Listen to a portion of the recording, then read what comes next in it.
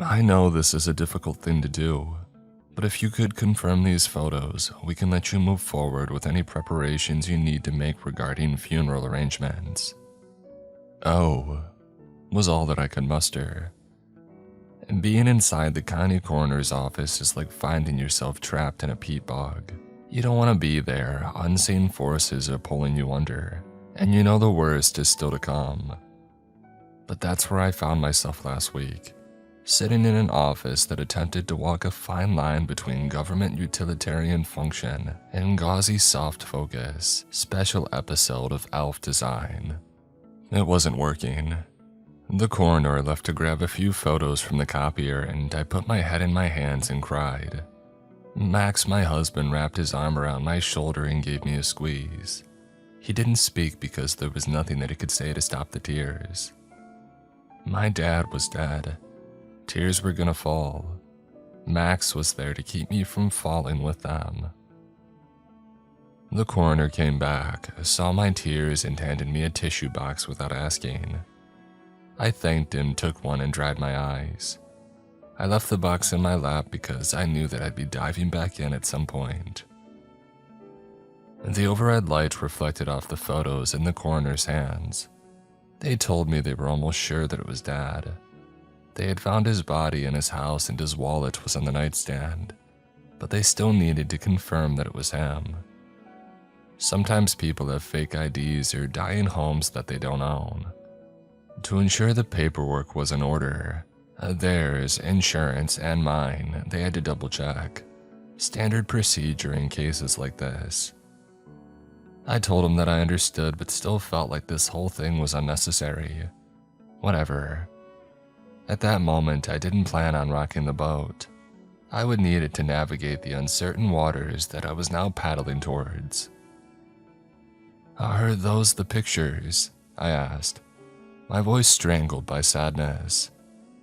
"They are," he said, still not handing them over. I admired how he didn't rush through this, that his job handling the dead hadn't made him forget how to treat the living. A minor miracle in a sea of tragedy. "When you're ready." "Not gonna get any easier," I joked, waving him to hand them over. I tried laughing, but it came out like a whimper. After a pause, he handed me the 3 photos that he had taken. The first was a picture of the anchor tattoo on my dad's left arm. He had gotten it when he was in the Navy and hated it instantly. He had always joked that it was his favorite cliche.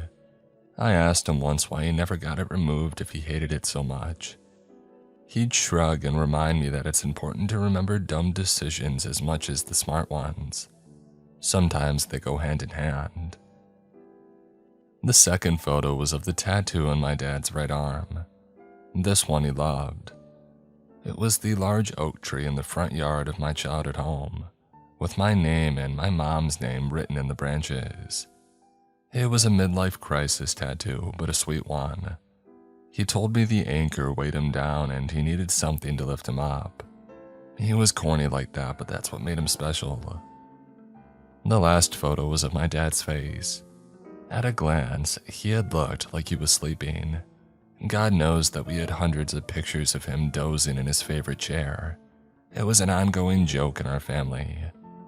"Oh, Dad's in the chair inspecting the inside of his eyelids." But as I stared at the photo, it was clear he wasn't sleeping. When you go, the muscles in your face slacken just enough to look unnatural. It was awful. I handed the photos back and nodded. "Yeah, that's him," was all that I could get out before I started crying again. Max gave me a squeeze and I leaned into his chest and silently sobbed. "We're all set then?" Max asked softly. "Yes, my condolences for your loss.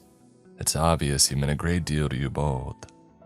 I'll give you a few minutes," he said, slipping out of the door to go do more coroner stuff. After a beat, I peeled my face off of Max's shirt. I had soaked it, and if you squinted, it kinda had a Shroud of Turin look to it. Max's gaze met mine, and he gave me a warm smile. I leaned in, and he kissed me on the forehead. I must look awful, I finally said. Well, that's my everyday struggle, he joked. It was lame, but it worked on me. You want to go home? Yes, very much so. Being the only surviving member of a family is a lonely experience. You become the sole keeper of your entire family's memories. Every in-joke, heartbreak, and small joy becomes your responsibility to hold on to and spread, hopefully to your children someday. Stories you would tell each other and have a good laugh or a nice cry only live in your head now. Death is final, but life can be eternal through shared memories. Those are all that I have now. Mom had gone about a year before Dad. Her death was brutal to process for me because in the last 6 months before she went, Mom's personality changed. She got sick and decided that that was the time to become more argumentative with me, and I didn't understand it.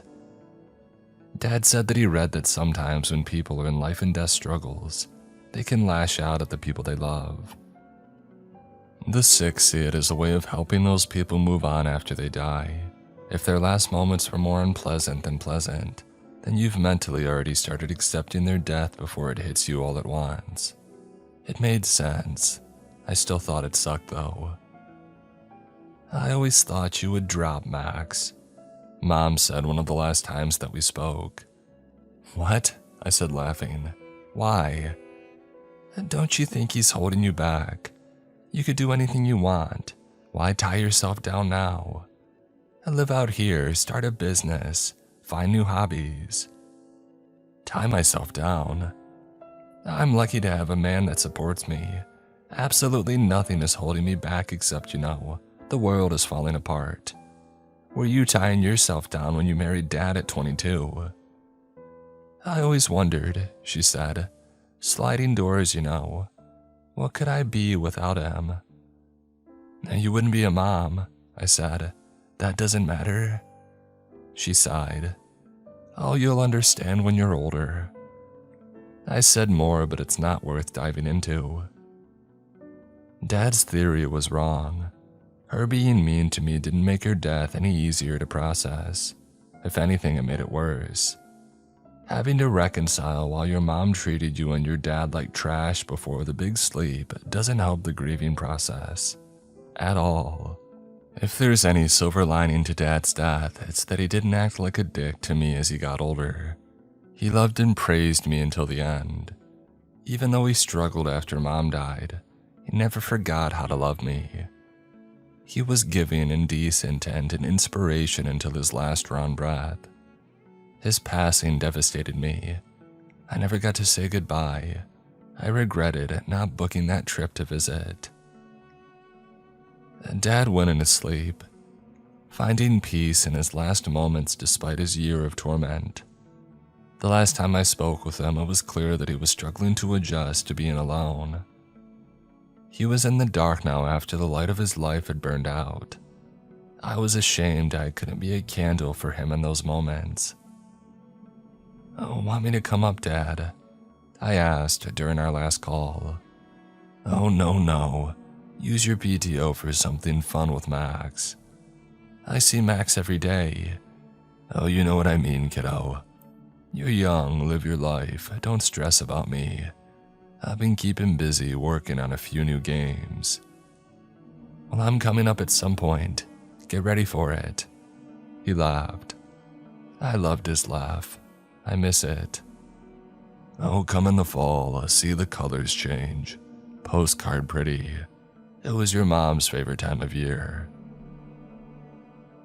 I came in the fall, but he was gone by then. Instead of enjoying time with him, I had responsibilities to attend to. I was an only child, and all of this fell on me. Identifying a body was just the tip of the iceberg. As if that wasn't bad enough, I was going to have to sort through 2 lifetimes worth of accumulated things, decide what I treasured and what I sent to the rag and bone men at Goodwill. The arrival at what Mom often called their forever home at the edge of the Adirondacks made me realize how big a job that would be. Before the age of sickness that befell them and after I had left for college in New York, Mom and Dad had decided they wanted to spend their golden years up north. And they were longtime foliage flockers, leaf peepers, and they would make trips every fall as the trees shed their green for orange, browns, and yellows. I loved these trips as a kid, mostly because we would hit a cider farm and I would gorge myself on cinnamon donuts. They found an ancient farmhouse in northern New York near the Canadian border and they fell in love. The place required some modernizing, but they didn't mind rolling up their sleeves and getting to it. The 10 years they lived there were special.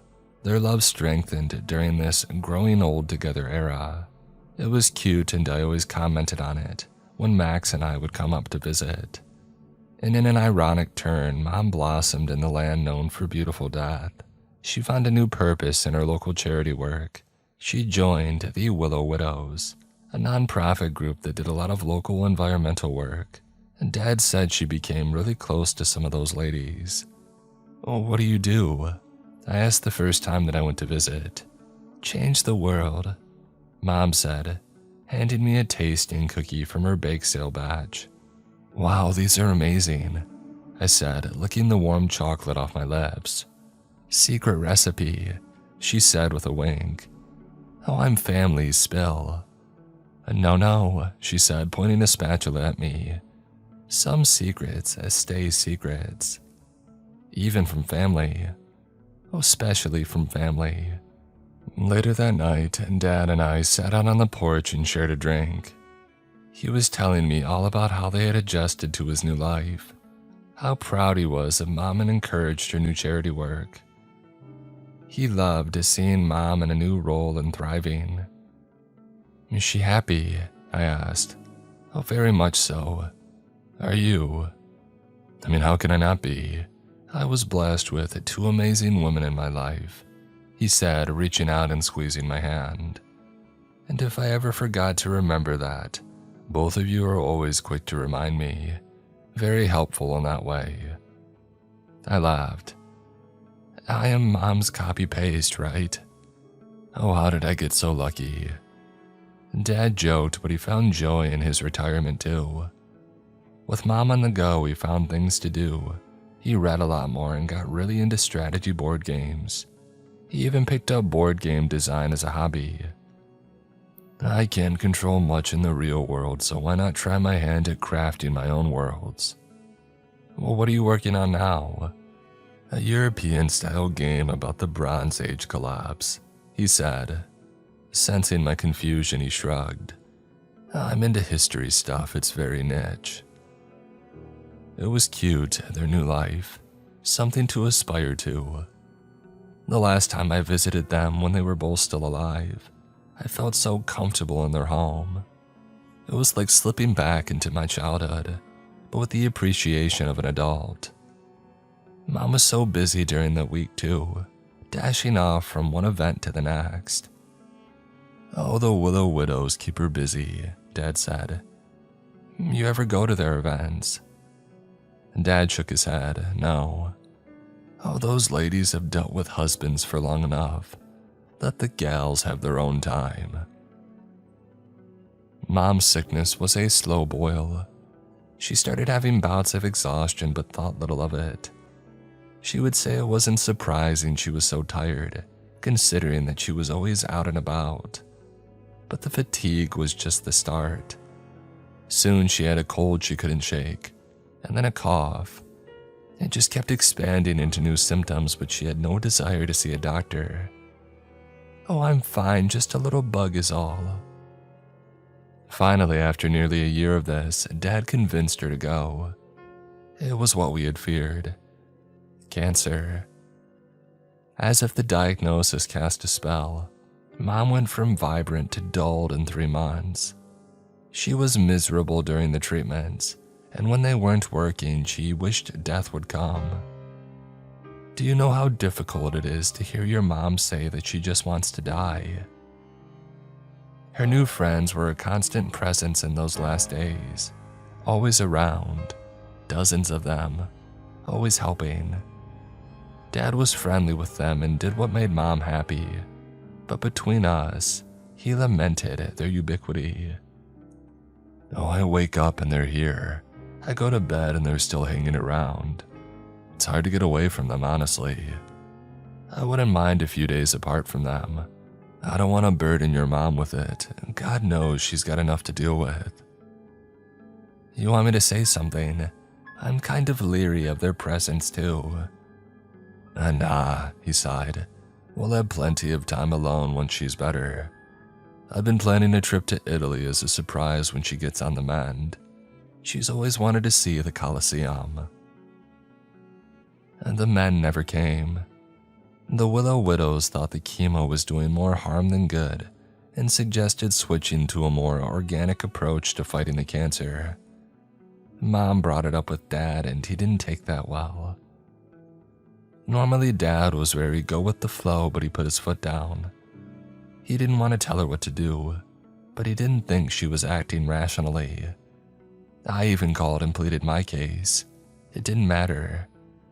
The cancer became aggressive, and 3 weeks later, she died in her sleep.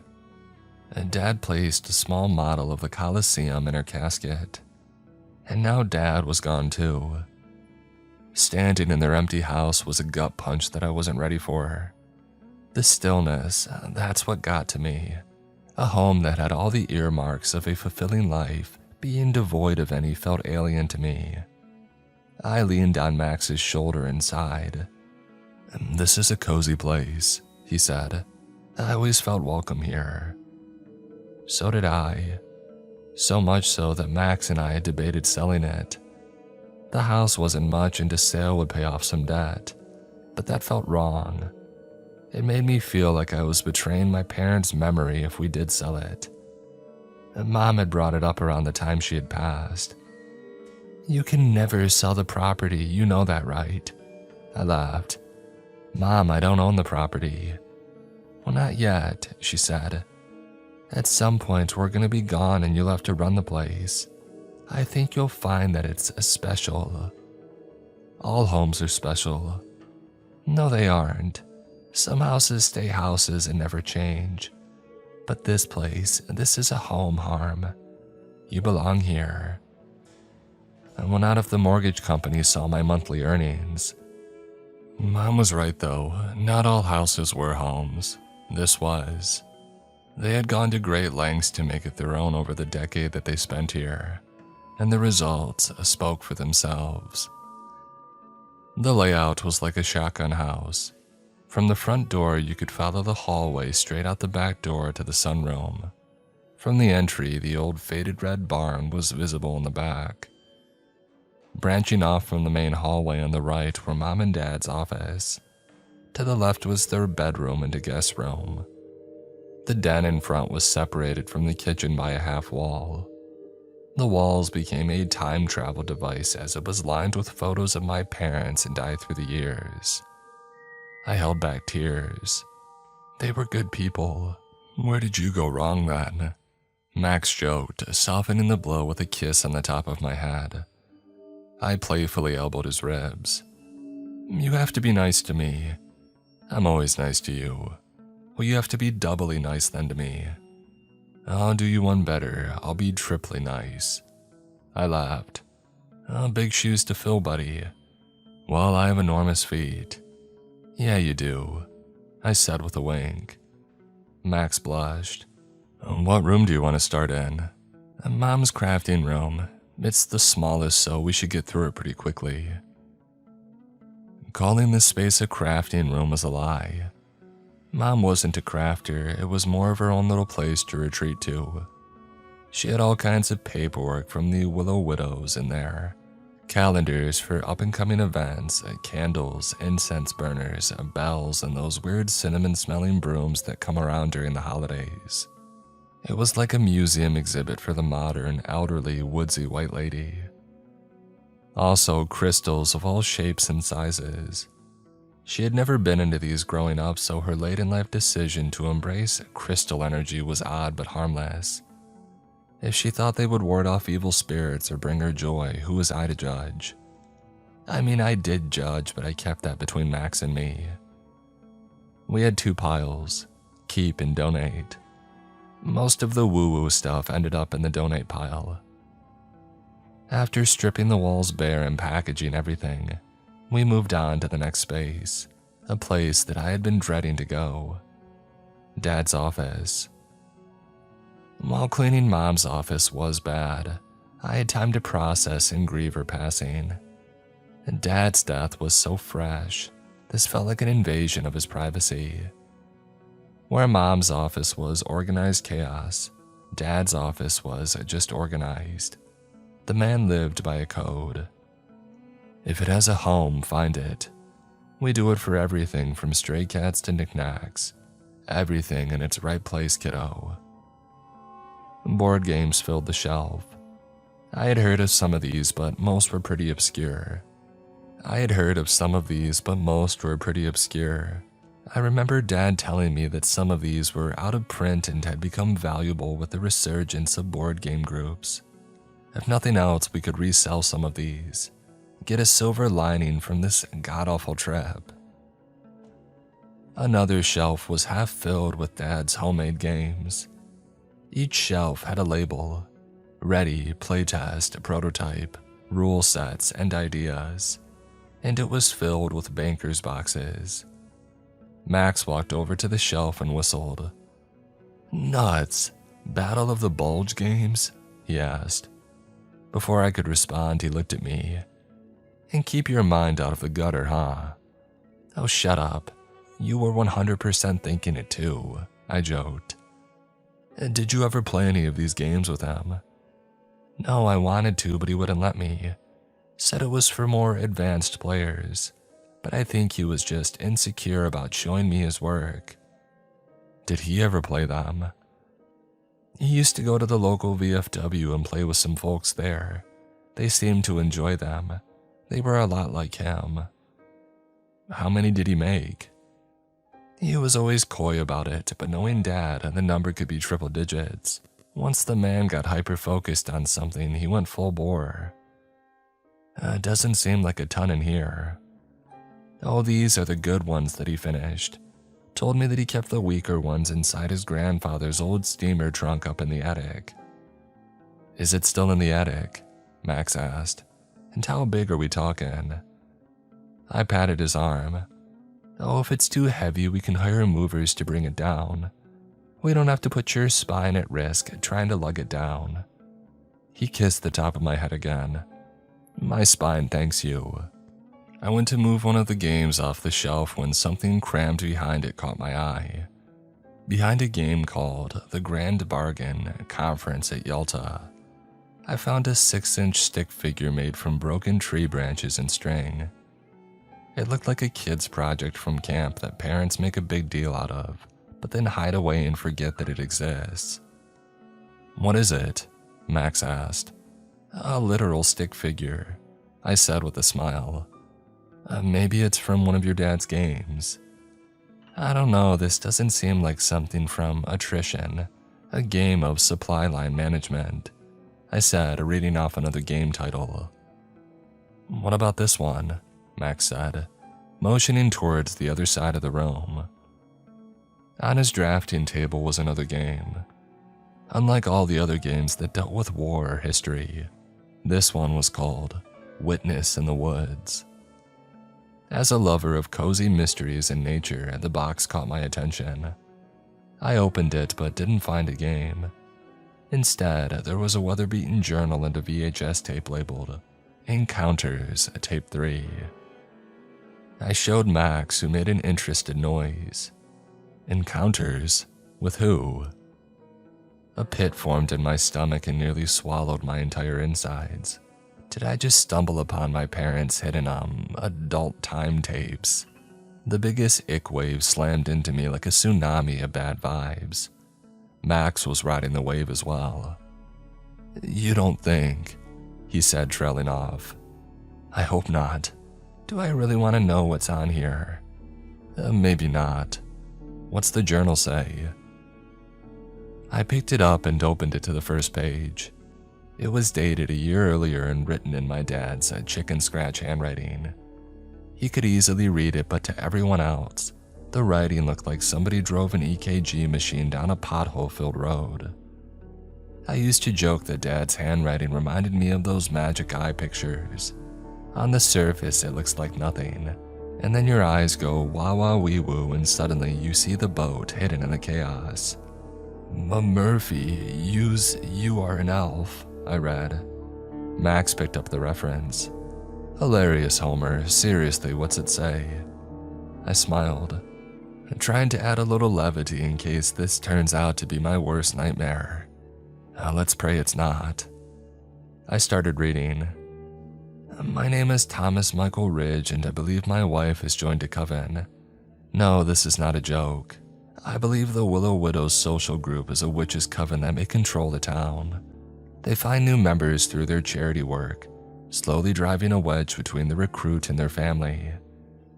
As of now, I do not understand how they exert their power, or what their power even is, but I'm going to keep track. I'm afraid Colleen is a target for recruitment.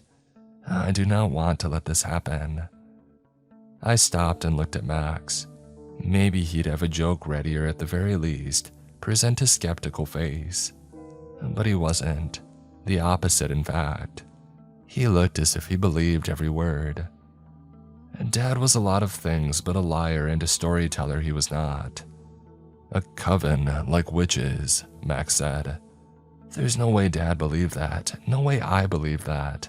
Maybe they're modern witches, just like, I don't know, crystal new age junk, Max said. I mean, we found crystals in Mom's room, but I feel like if she had gotten into all that stuff, she would have mentioned it once or twice, don't you think? Maybe she was really ornery in her last moments. What's the date? About a year ago, a little more. Right before your mom started getting sick. I paused. Are you suggesting that a coven gave my mom cancer?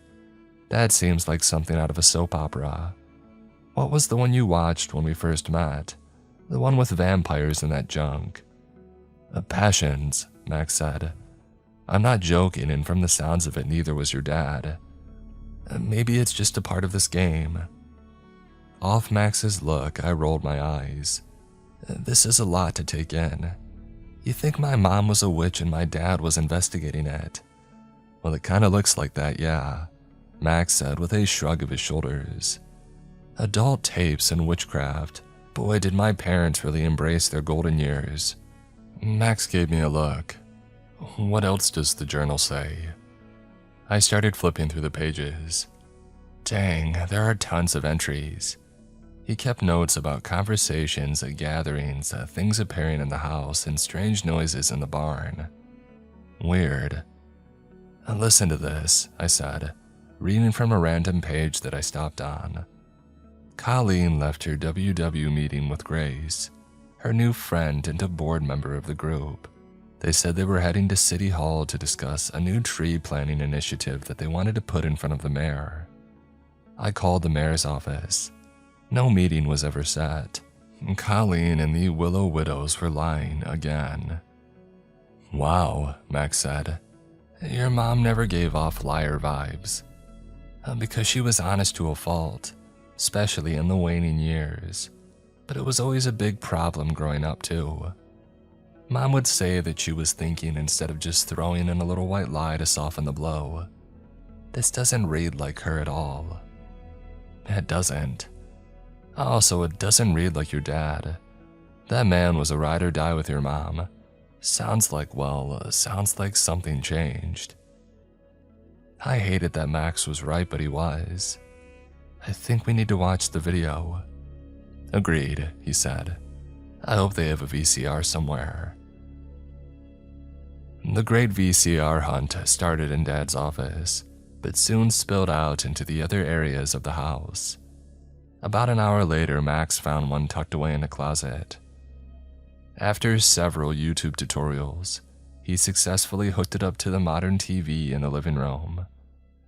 We were about to hit play when I heard a knock on the door. Standing like she had been etched from marble was a statuesque woman with long gray hair, sparkling brown eyes, and an overwhelming aura of authority and gravitas. When she finally spoke, it was with a clear and accentless poise, usually reserved for actresses in movies from the 40s. "You must be Harmony," the woman said, extending her white-gloved hand. "Colleen spoke so highly of you. And that has to be Max. Oh, what a handsome man. You did well, young lady. He's a doll." "What?" was all that I could say. "Can we help you?" Max said, coming to my aid. "Oh, you may not remember me, as the last time we met was under horrid circumstances. I'm Grace, the president of the Willow Widows group your lovely mother was a part of. Oh, bless her departed soul." "Oh," I said, continuing my absolutely useless monosyllabic responses. "I'm so sorry to hear about your father. Thomas and I were never close, but we were friendly with each other. I wish I had called on him more after your dear, dear mother had passed, but life had been such a whirlwind," she said with a throaty laugh. "Mind if I come in?" she asked, but I didn't answer. Still, seconds later, she was standing in the foyer peeling off her long white gloves. Not surprisingly, her nails were perfect. She glanced all over the house and tutted, "Oh, I do not envy you having to go through all this. Such a chore." "It's going fine," I said, breaking free of my spell. "Is there something that we can help you with?" "Oh, I come with my condolences and, well, a Willow Widow tradition," she said, reaching into her pocket and pulling something out. "It's a small token of our appreciation for the time your mother spent with us." She handed me a small glass carving of the Tree of Life, complete with roots and canopy. I held it in my hand. It felt warm, and I was unsure of what to do with it. I think Grace could sense that I was a bit confused and rushed in to fill in the blanks. "Oh, when one of us passes, we like to believe that they aren't really gone, but help to provide the necessities for new life to bloom. I should have given this to you when she passed, but I didn't. The grief was too much, as you can relate, I'm sure." "Yes," I said, holding the little glass tree. "I didn't want to let this opportunity slip by again, that's all. It's one of our group's longest traditions." "Well, thank you," I said, pocketing the figure. "I don't remember you at her funeral." "Oh, those days were a blur, I'm not surprised." "Was there something more you needed? We have a lot of boxes to pack up," Max said. "The other reason I'm here, actually, being such a good family friend to your parents and seeing how your mother was so instrumental with the Willow ladies, I thought I should come by and see if you needed anything. Being an outsider in a strange town can be a daunting task for anyone."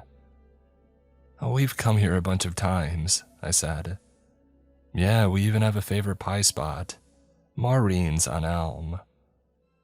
"Oh, Maureen's closed last month. Poor creature caught pneumonia and never got better." "Oh, well, her pies were amazing," Max said. "She left quite the legacy." "Oh, speaking of legacies, I wanted to express just how sweet your father was with the group. I used to joke with Colleen that he was secretly our first male member. Oh geez, I didn't intend that double entendre. Oh my Lanta." Grace laughed. Max, being the swell egg that he is, gave a polite chuckle. I didn't crack. This woman's whole performance seemed rehearsed. She wasn't here to praise Caesar. She was here to snoop around. Grace wanted something. I hadn't sussed out what that was yet. "So, is there something specific you needed, or just dropping by to send your condolences?" "Oh, yes to the latter, that much is a given. As to the former, I can't think of anything. We Willow Widows often borrowed things from one another. I can't remember loaning anything to your mother, but let me think about that for a while. I was also here to help offer the services of the group in packing up all these things and doing runs to Goodwill. Several of our members have access to a truck and grandsons with bulging muscles looking for something to do."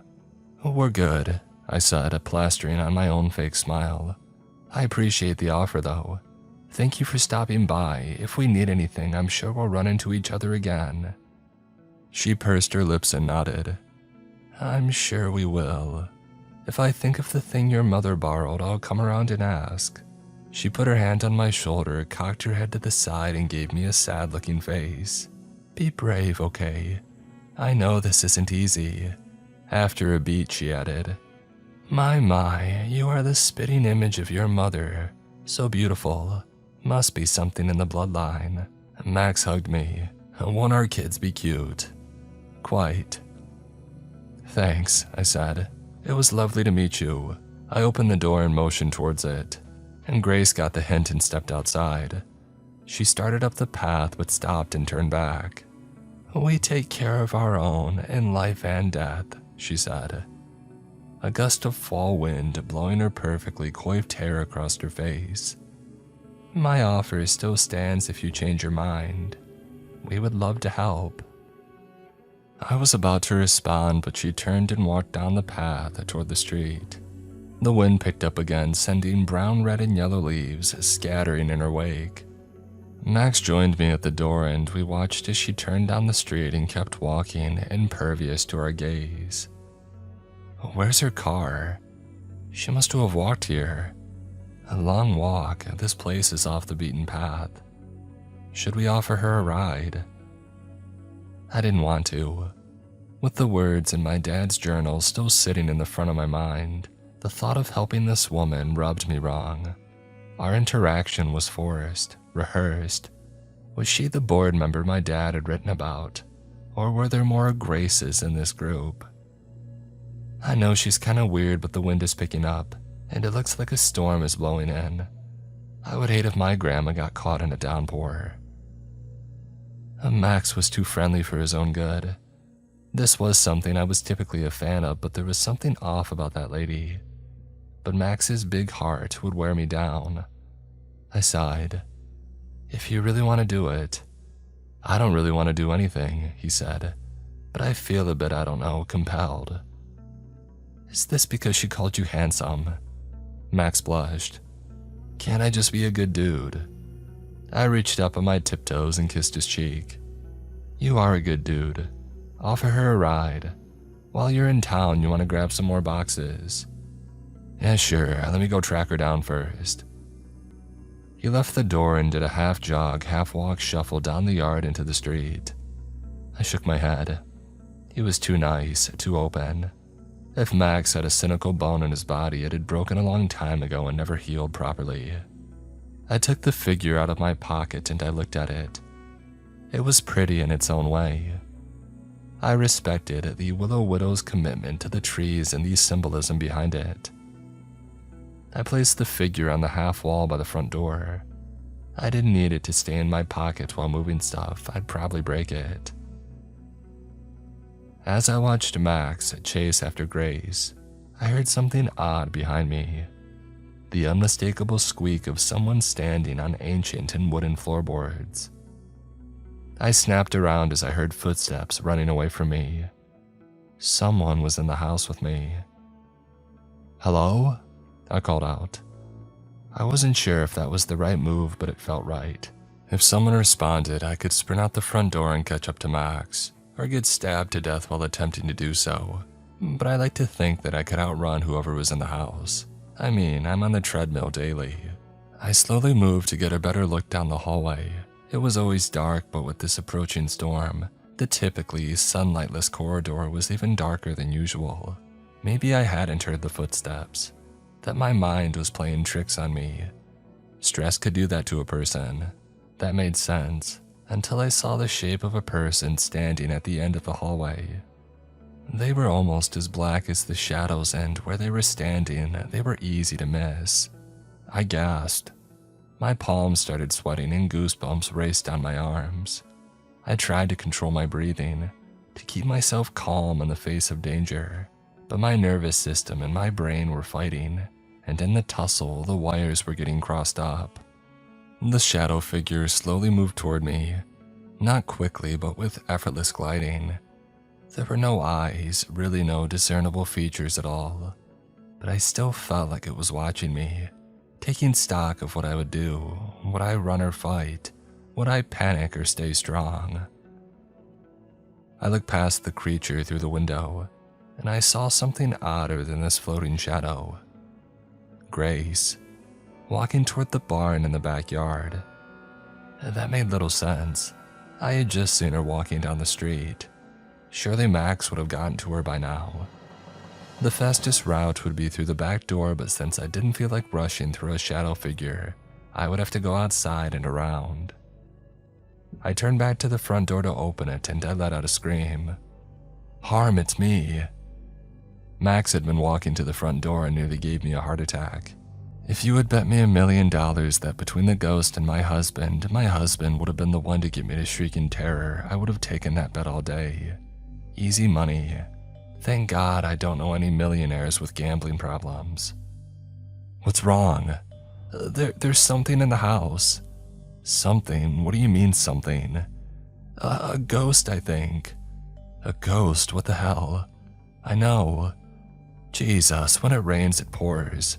Were your parents cursed?" "What? Why?" "I couldn't find Grace. She just vanished. Her footprint stopped, like she was raptured or something." "I saw Grace. She was headed toward the barn." Leaving the ghoul alone for now, we started for the barn. As we rounded the corner, Grace was nowhere to be seen. However, we found a set of footprints along the dirt path. "Slender feet inside sensible flats," he said with a nod. "That's her." The footprints led to the barn. We hadn't been out here yet, no one had, but we stared out at the open door. Somebody was in there, it had to be. "Grace?" I yelled as we got closer. "Grace, are you in there?" No response. "Why would she go in there?" "Yeah, great question," I said, marching toward the barn. Max quickly followed behind. I pushed the door open wider to let more of the fading sunlight in. You could see the dirt and dust in the air. My sinuses didn't take long to react to all the particles, and I started sneezing. Trying to act tough while your body cosplays as a little mouse that just fell into pepper isn't an easy line to walk. I was no exception.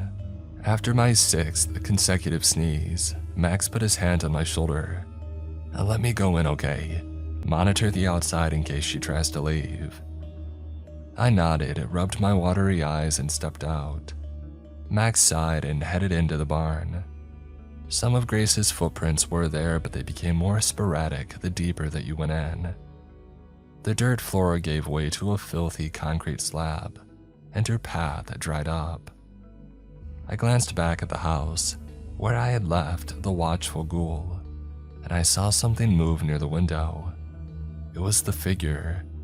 It moved between the windows, peering out at us as we tried to find where the hell Grace had disappeared to. "Max!" I whispered loudly. "Max, come here." He didn't respond. I leaned in and yelled again, punctuating it with another sneeze. Again, Max stayed quiet. Despite my sinuses begging me not to enter, I did anyway. I needed to find Max and to have him see the figure too, prove that I wasn't going crazy. While my parents never owned livestock, the previous owners had, because the smell clung to the walls. Filthy, messy life baked into the pine. The stink would only go away if the place was burned down to the foundations. "Max, the ghoul is watching us," I yelled in the barn. "Harm, babe, come up here and look at this," came his voice from the loft. "You're never gonna believe this. How is it possible that we both have unimaginable things to show each other?" I asked, finding the rickety wooden ladder. "Some couples are lucky like that," he said. When I finally crested the top of the ladder, my jaw hit the hay-strewn floor. Max stood near what I can only describe as some kind of altar. There was a half-burned black candle, its excess wax spilled over and hardened to the wooden planks. An old pile of ash with remnants of journal paper curled and singed all along the edges. 2 incense sticks burned down to the nub sat in carved pewter goat holders. A bundle of dried herbs sat next to the journal, a knife and a bell. Propped up against the wall was another one of those cinnamon brooms, but this one looked rustic, ironically more homemade than the ones inside the house. All of these things were contained within a salt circle and a pentagram, including a stick man that looked like the one from my dad's office. I picked up the stick figure and gave it a once-over. There were symbols carved into its body. I had no idea what they were, but it freaked me out. "Why is there an altar in the barn?" I said, feeling my hold on reality loosening. Probably some really determined animals hell-bent on not being slaughtered," Max said with a weak smile. The smile retreated once he saw my reaction to the whole thing. "Sorry," he added. "No, it's fine," I said, half lying. "I wanted to show you the ghoul. It's at the back window watching us." I walked past the altar into the small circular window that faced the house. Pointing toward the back window, I could see the shadow figure hiding. It didn't have eyes, none that I saw anyway, but I could feel the stare in my soul. I nodded at the house as Max joined me at the window. "Do you see it?" "No," Max said, squinting. "Oh, maybe. You sure that's not a shadow?" "I'm sure it's not a..." "Hello? Are you two in here?" It was Grace. She was calling us from the ground floor. "I remembered what I loaned your mother." Max and I looked at each other confused.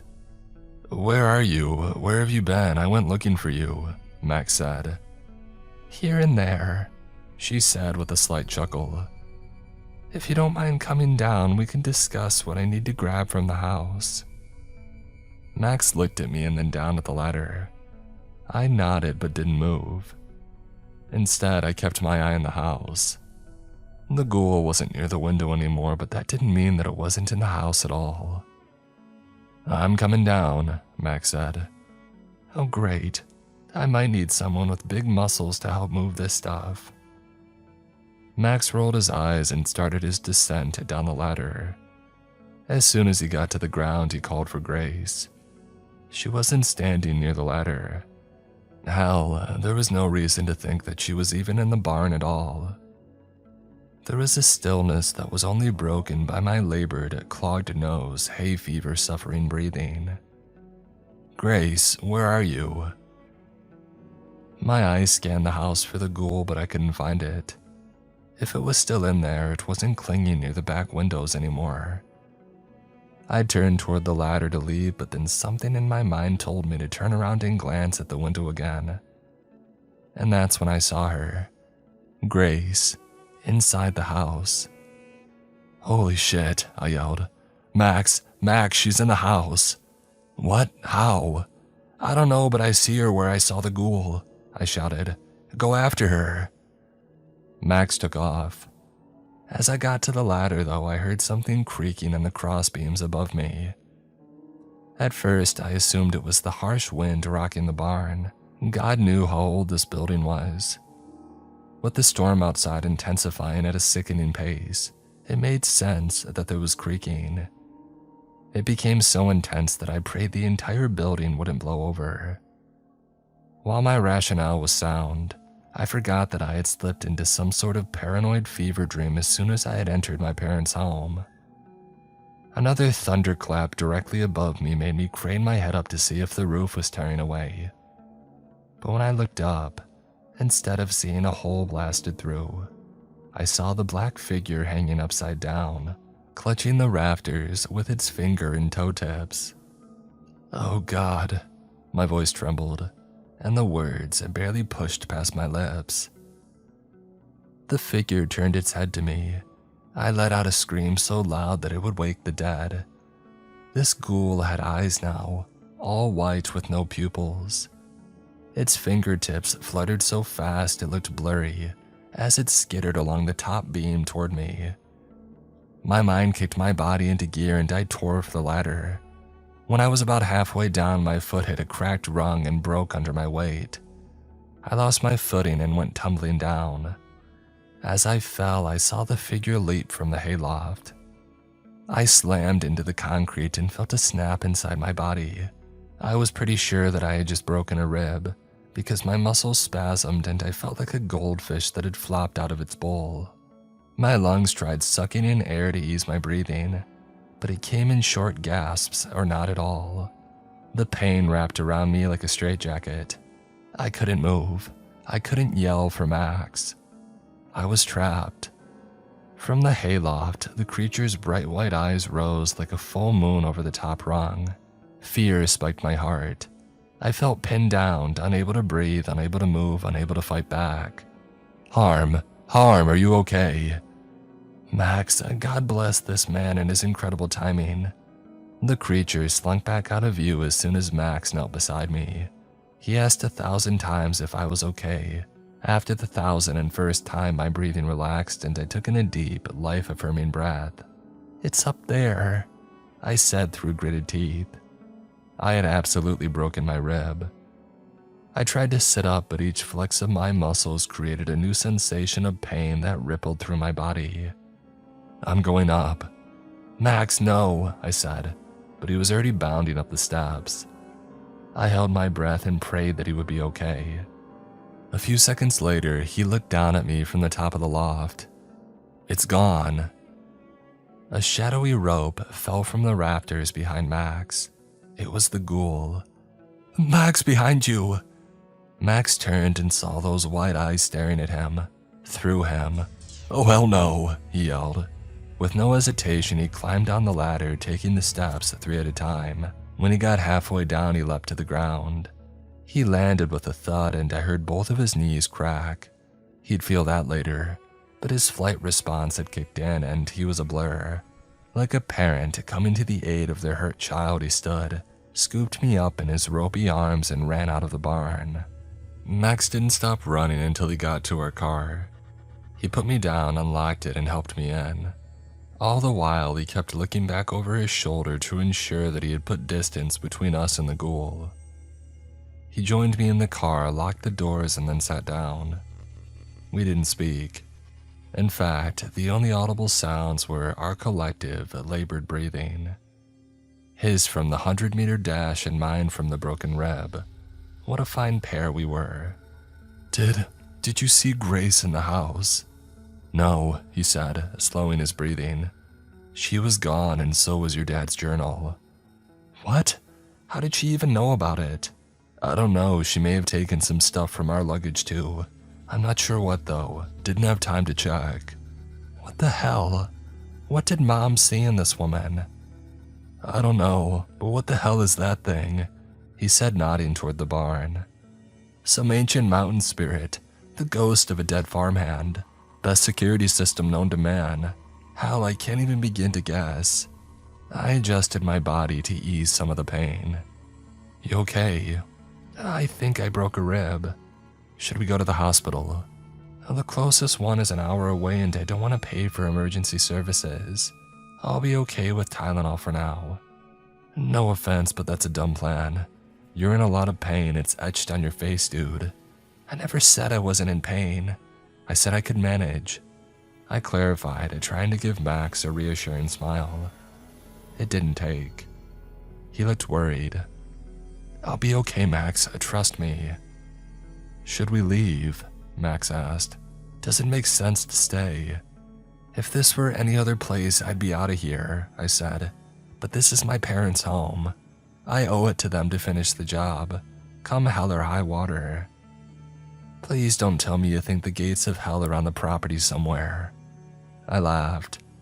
I'm sure if it were, Dad would have made a game about it. "What should we do?" "Stay and defend the house," I said. Max wanted to protest, but I held firm. "I can't let them take it from me. From us." He sighed. "You're stubborn, you know that." "I am my mom's copy-paste," I said with a weak smile. "Let's go watch that VHS tape. Unless Grace snagged it too." "How would she even know about the tape?" "Well, how did she know about the journal?" "Maybe she already suspected your dad of suspecting them of being up to no good." "Well, I suspect you're right," I said, playfully punching him in the shoulder. The joke was on me though. The punch hurt my ribs and Max noticed. "A manageable pain, huh?" "I'll live," I said, doubting my statement. "You think that thing is back in the house?" "I haven't seen anything leave the barn. Not that we're at the best vantage point, but I don't think it follows any known laws of physics or time. It just appears where it needs to be. It appears that it should screw off right to hell, I said, adding, pardon my French. Max laughed. Oui, ma chérie. That dumb Duolingo owl is harassing you too, huh? Always, he said. What do you want to do? Wait here for a bit, see if things calm down. After, go in and see what she took, if anything, and watch that VHS tape. And that's what we did. We stayed in the car for about an hour and a half.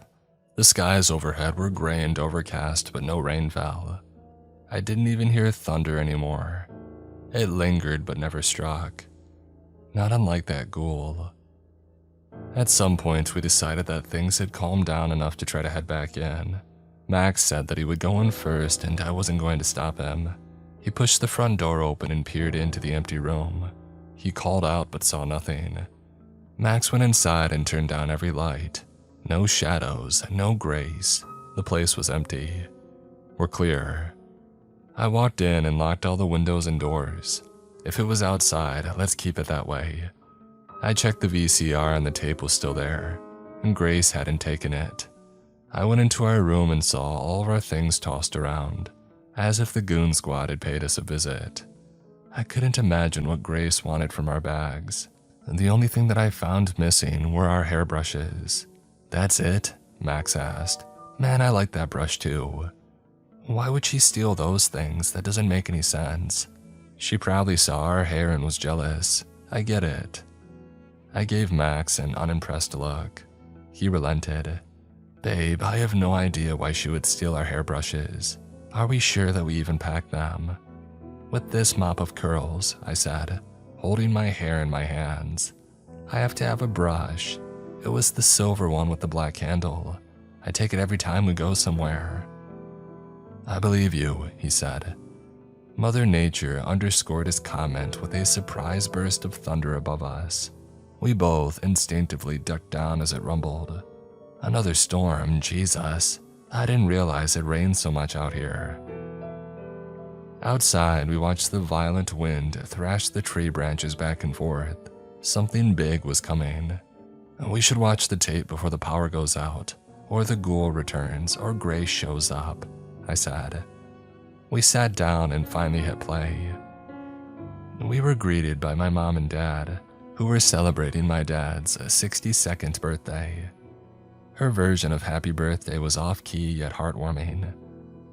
Dad held a small cake up, his face beaming. Their love for one another came off the screen and into the room. I felt a phantom hug around my body. Make a wish, Mom said on the tape. Dad thought about something and then blew out his candles. As he did, the tape glitched and static filled the screen for a beat. Once it cleared, the new image was of someone holding the camera by their side, walking through twisted brambles at night. From the heavy breathing, I could tell that it was Dad holding the camera. He placed the camera down on a tree stump and walked into frame. He looked terrible. His stubble was longer than he liked to keep it. His face was white. He had a sheen of sweat on him that reflected the moonlight. Tom Ridge here. This is tape 3 of evidence that my wife has fallen in with a coven of witches. Oh my, he said, pain crossing his face. He held his side for a few seconds until it subsided. Sorry, I'm pretty sure they may be on to my investigation. I've started seeing the shade in the corners of my eyes all the time.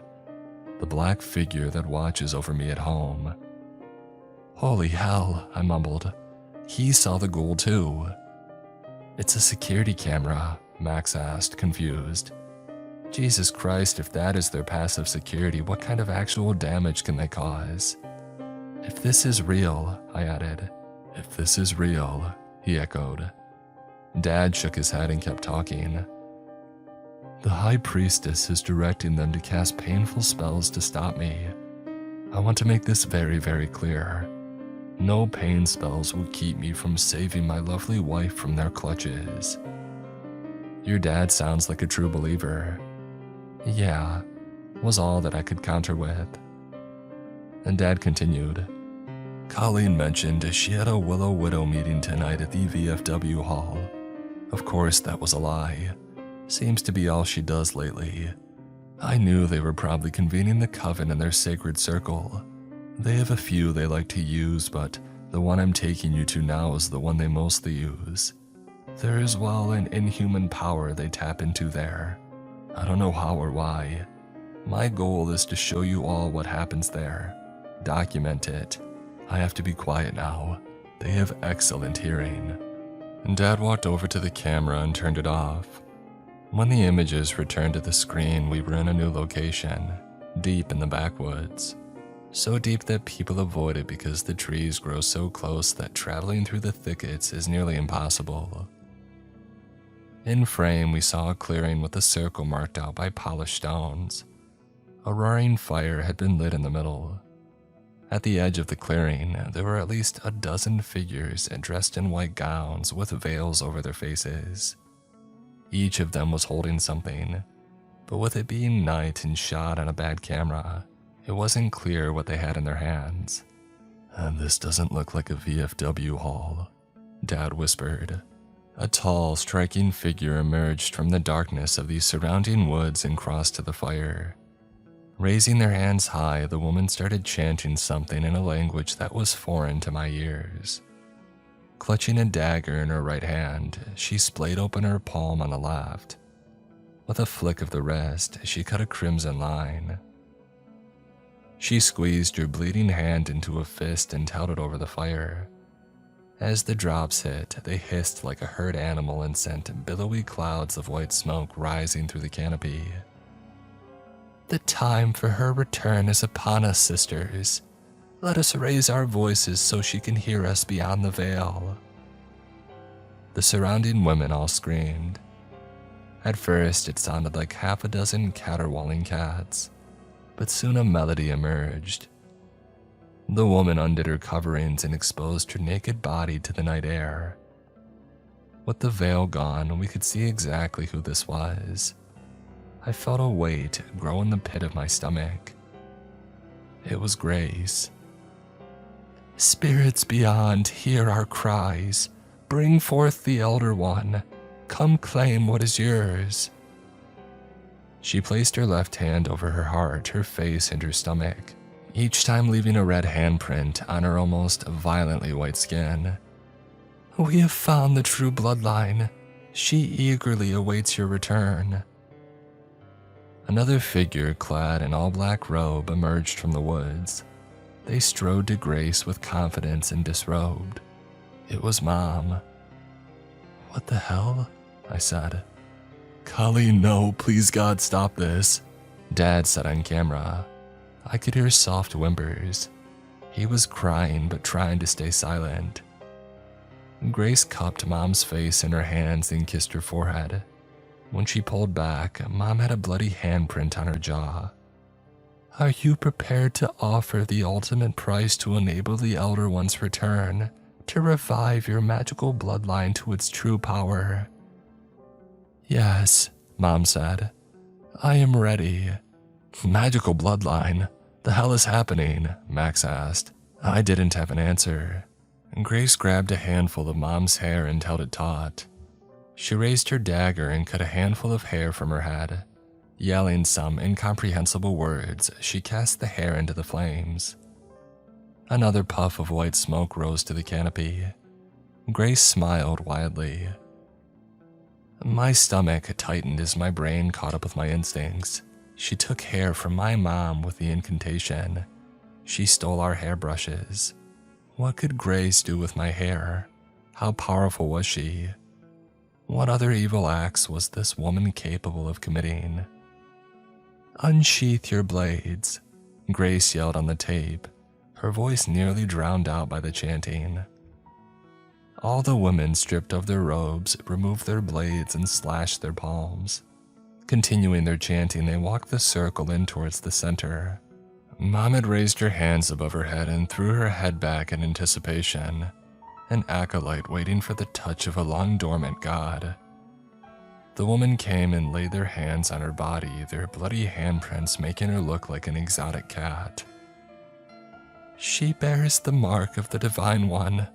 Let her poison seep into her messenger so that she may regain her strength. Gorge on his bounty." The woman spoke, slowly retreating to the edges of the circle. Mom started coughing. It was brutal. She held her hand to her mouth, but even with this old camera, we could see that she had hacked up buckets of blood. With a few more violent outbursts, Mom doubled over. "Colleen, what's happening?" Dad asked, the sadness seeping through the tape and into my heart. While on all fours, Mom coughed up something. The camera zoomed in, but you couldn't make out any details.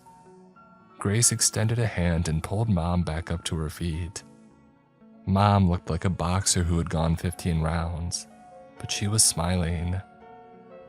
"Mom was a witch," I said, not believing the words as they floated into the ether. Max put his arm around me. "I don't have the words, but I'm here for you, forever and always." There was a clap of thunder outside. I ducked, my nerves fried. Another storm was rolling in. I glanced out the window near me and saw a flash of lightning in the distance. It was getting closer. On the tape, Grace knelt in front of Mom and picked up what she had coughed up. Again, the camera couldn't get a clear shot, but whatever this thing was, it fit into Grace's hand and pulsed with a faint blue light. She threw her head back and laughed before lifting the object high above her head and yelling to her circle. "She has heard our incantations. Praise her." The women began chanting again. "Our path has been lit. Only those of us alive in the darkness can see the light of the next age. Kin of the messenger shall be rewarded by becoming the vessel through which she will rise. To her mother, the one the fates have chosen, we bless your sacrifices and honor your name. Colleen, the world will one day know of your unwavering faith." The woman stopped singing and knelt before Mom, even Grace. In the now silent woods, Mom shot her arms down to her sides. As she did, the fire went out, and the loudest thunderclap erupted above her. 3 loud knocks. I yelped and fell off the couch. I hadn't realized that I was sitting on the edge of the cushion. Someone was at the front door. Max, who was also surprised, kept his cool, stood up, and helped me off the ground. He crossed to the door and opened it. Nobody was standing there. Max peered outside and looked around in case somebody was hiding. Nothing. Not a trace of a human. Max ducked his head back in. "You heard the knocking too, right? I'm not crazy." Before I could respond, a bright white flash crashed down from the sky and struck the transformer on the power pole near the street. The explosion was so intense that Max stumbled back and fell. As soon as he landed on the floor, the power went out in the house. I scrambled over and helped him up. As I did, something pulsating to my left caught my eye. I turned and saw the tree that Grace had given me faintly glowing. A subtle blue light pulsed like a heartbeat and it clicked. "A beacon," I said, pointing at it. "It's a beacon." "For what?" The wind outside picked up. The branches of the trees whipped back and forth. Another flash of lightning lit up the front yard for only a brief second. But in that time, it was enough to see something that made our blood run cold. Grace. She stood at the edge of the lawn, the hem of her robe whipping in the wind. 6 other women, all robed and chanting, flanked her. I locked eyes with her, and she grinned. "The vessel awaits her arrival," she yelled, her voice barely loud enough over the din of the storm. "We gotta go," I said, jumping to my feet and slamming the front door. Max got to his feet, gripped my hand like a vice, and pulled me toward the back door. "The car is near them, they may mess with it. We need to circle around or hide in the woods." "They know the woods," I said. following down the back hallway of the house. "Hey, I'm throwing things against the wall to see what sticks," he said, muscling open the back door. The wind was picking up. We could hear the chanting from the front yard. The barn loomed before us. I could feel Max's steady pulse. No panic, no fear. He had one goal: to save us, and he wouldn't let anything stop him. He's my rock, forever and always. A bright orange light erupted behind us. The unmistakable sound of fire catching hit our ears. A blaze, a big one. The chanting increased in speed and volume. The witches were working themselves up into a frenzy. They were coming for me because Mom had offered me up before she had died. She was willing to sacrifice me for promises made by an evil con man. And now that Dad wasn't here to protect me, they knew to strike. The fear that had been building in my heart gave way to a new emotion: rage. A blinding white-hot anger that would shake the heavens if I unleashed it. When I unleashed it. "We should hide in the barn," Max said, trying to tug me that way. I didn't move. He looked back, confused, until he saw the seething anger oozing out of me. He knew not to push. "What are you thinking?" he asked. "They took our hair because they want to birth some weird god thing into this world and use my body as a sacrifice. They've already cast the spell to do it. We can hide, but they'll find us." "What can we do?" "We can't do anything," I said, looking him dead in the eyes. "But I can. I have to break the figure that Grace gave me. It's the connection between my family and this god. I have to sever the connection." "No," he said. It stopped there. I knew he had to say more, but the words wouldn't come out. He held his hand to my mouth and kissed it. "Circle around and get the car. I'll meet you there." "No harm, please," he pleaded. "Let me help." "You are by getting the car," I said. "I have to do this. Go, now," I said, pulling my hand away and rushing back into the burning house. I heard him yell, but I couldn't stop now. If I didn't end this, they would never stop coming for me, and they would kill Max to do it. I couldn't lose another person. The fire had already spread to the walls. There'd be no saving this place. I didn't care anymore. This wasn't a home. This was the place where ruin took a hold of my family. I didn't want this reminder of my mother's betrayal anymore. Whatever love had been here had seeped out long ago. She turned on us, and she deserved nothing. Let it burn to ash. The smoke was thick and the fire was growing quicker by the moment. I had come inside for the one thing I thought could break the spell: the figure of the tree. This had to be the thing Mom hacked up when she welcomed in the poison that killed her. It was a beacon to this divine god, a way of finding the body that had been promised to it all those years ago. I had to destroy it. Through the smoke and flames, I saw the pale blue light glowing from where I had left it on the hallway wall. The smoke made my eyes sting and my lungs burn, but I kept on. I was just a few feet from ending this. A crippling pain struck my side and I fell to the floor in agony. Wiping my eyes to regain some vision, I saw Grace standing in front of the figure. Even through the smoke and flame, she looked menacing. Far from the old family friend she had made herself out to be. "Don't fight what you're destined to become," she said, poised as ever. "Oh, what's that?" I asked, kicking away from her. "The vessel for her return. Your life is nothing when compared against what your sacrifice will help usher in." I stood, the flames licking at my skin. It was hot in a way that made all other problems melt away, but I couldn't afford to focus on how warm my skin was getting. I had a job to do. "No thanks, I just got the new Emily Henry book and I'm planning on finishing it before I die." I took a step toward her, ready to swing. When I heard splintering wood above our heads, I looked up as the ceiling gave way and the contents of the attic came showering down, including Dad's steamer trunk full of failed games. That heavy, heavy trunk. I dove away as the luggage and crossbeams came crashing down on Grace. She screamed, but the falling rubble drowned it out.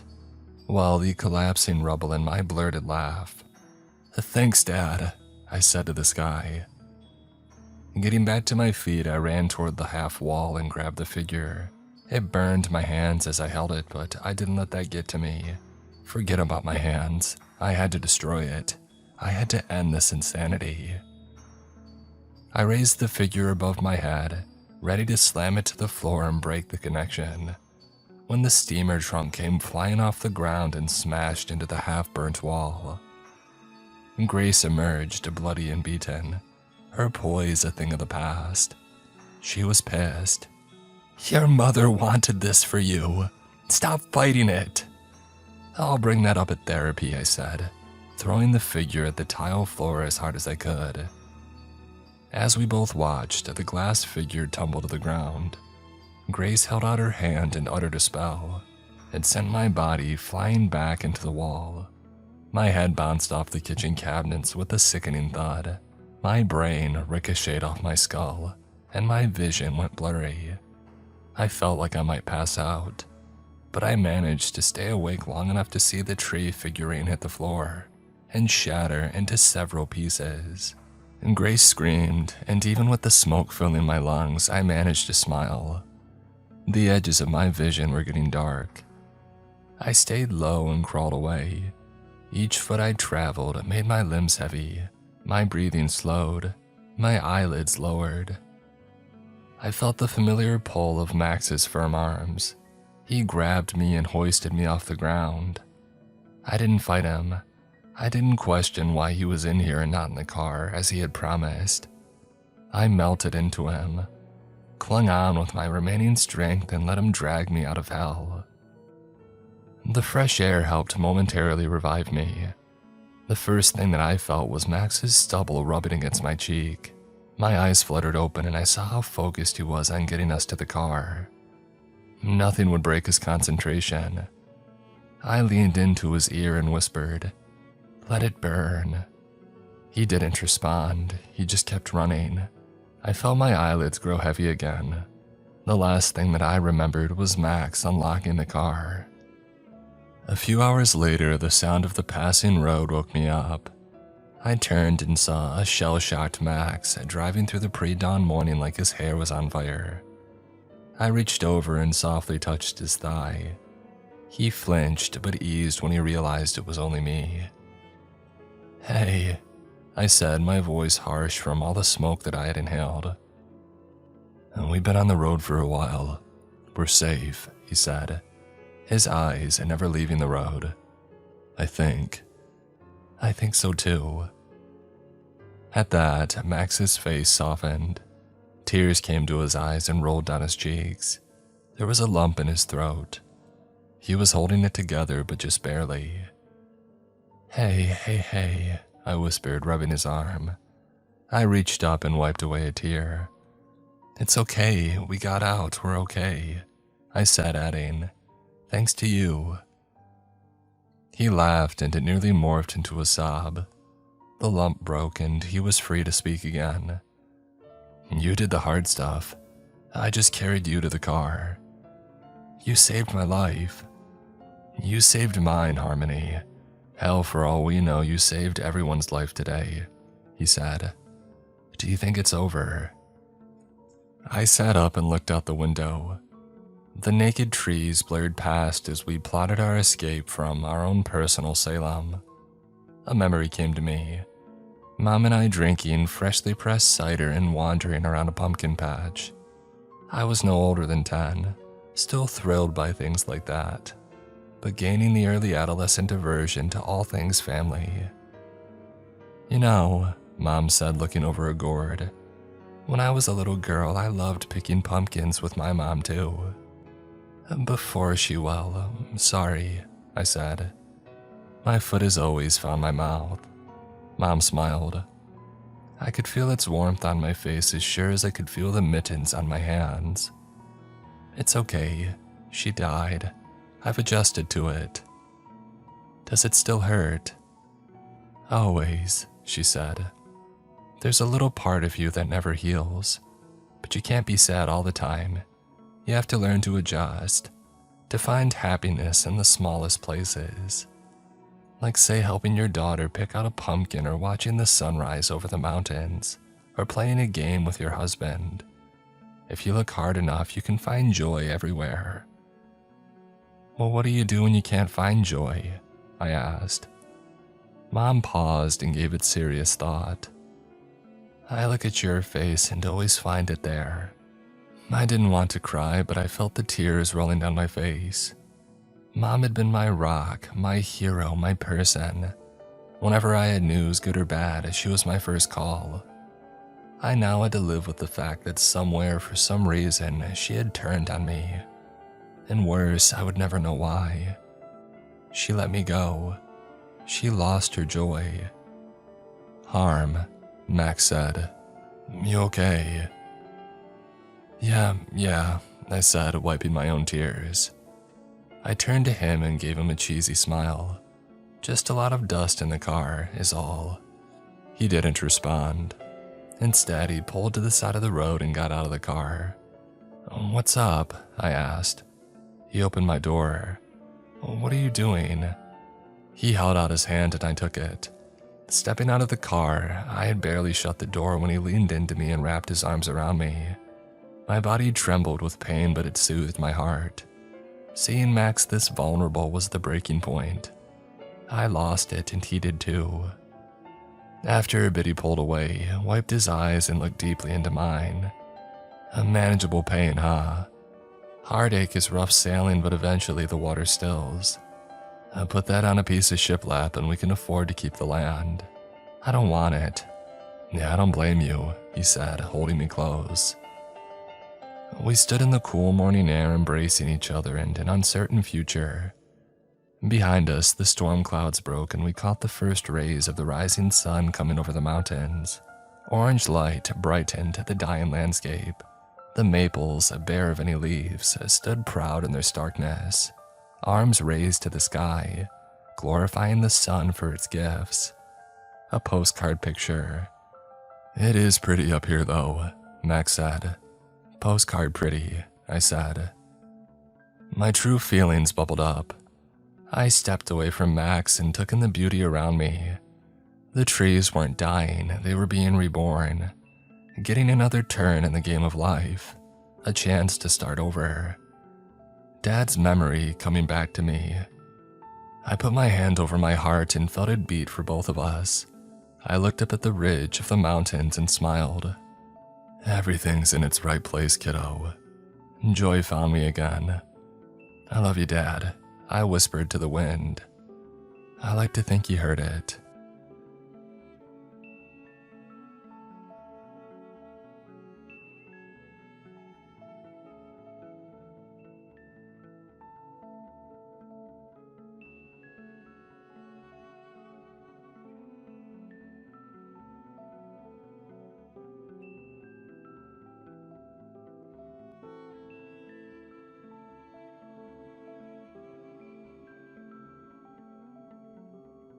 Susan Korndecki, Ray, Nelson Asada, Die Screaming, Me, Gasher, Talamagara, That One Woodsman, Sonic, GMD, Leon Nutt, Takio Zarilla, Mina Lynn Kidder, SWAT, Damon McCory, Mark Norman, yours truly, Dino, Lennis TV, Wayward Son, Deus Ex Nihilo, Big Country Allen, Pamela Shockley, Sleepy Shroomy, Caleb Windsor, Kathy McGuire Page, Martin, Richard Friends, Shrimp of the Shrimp, Epi Massacre 91, Jacob Bartlett, Miss Eldridge, Casey Long, Justin Sanjay Anthem, Lone Wolf Sam, Michelle Ali, Bradley Brewer, Agent Black, Michael Oliver. Attention, all horror enthusiasts. Get ready to dive into the world of Chilling 2.0. They've revamped everything to bring you an enhanced listening experience with a brand new look. The best part, Chilling is now completely free. Yeah, you heard it right. No more barriers, just pure spine-tingling enjoyment at no cost. And get ready for an expanded library of terror. Explore a vast range of new content, including full-length novels, gripping podcasts, and so much more. We've curated a collection that will keep you on the edge of your seat, craving for more. And discover exciting features like creator profiles where you can follow your favorite narrators and authors, Stay in the loop and never miss a release again. Engage in lively community discussions and connect with fellow horror lovers and exchange spine-chilling recommendations. Embrace yourself for the ultimate scare. Chilling now has video content coming your way this summer. Get ready to witness horror unfold before your eyes in a whole new dimension. So why wait? Start your free listening journey on Chilling today. Unleash the fright and immerse yourself in a world of tales that will haunt your dreams. Download the app and embark on an unforgettable horror experience.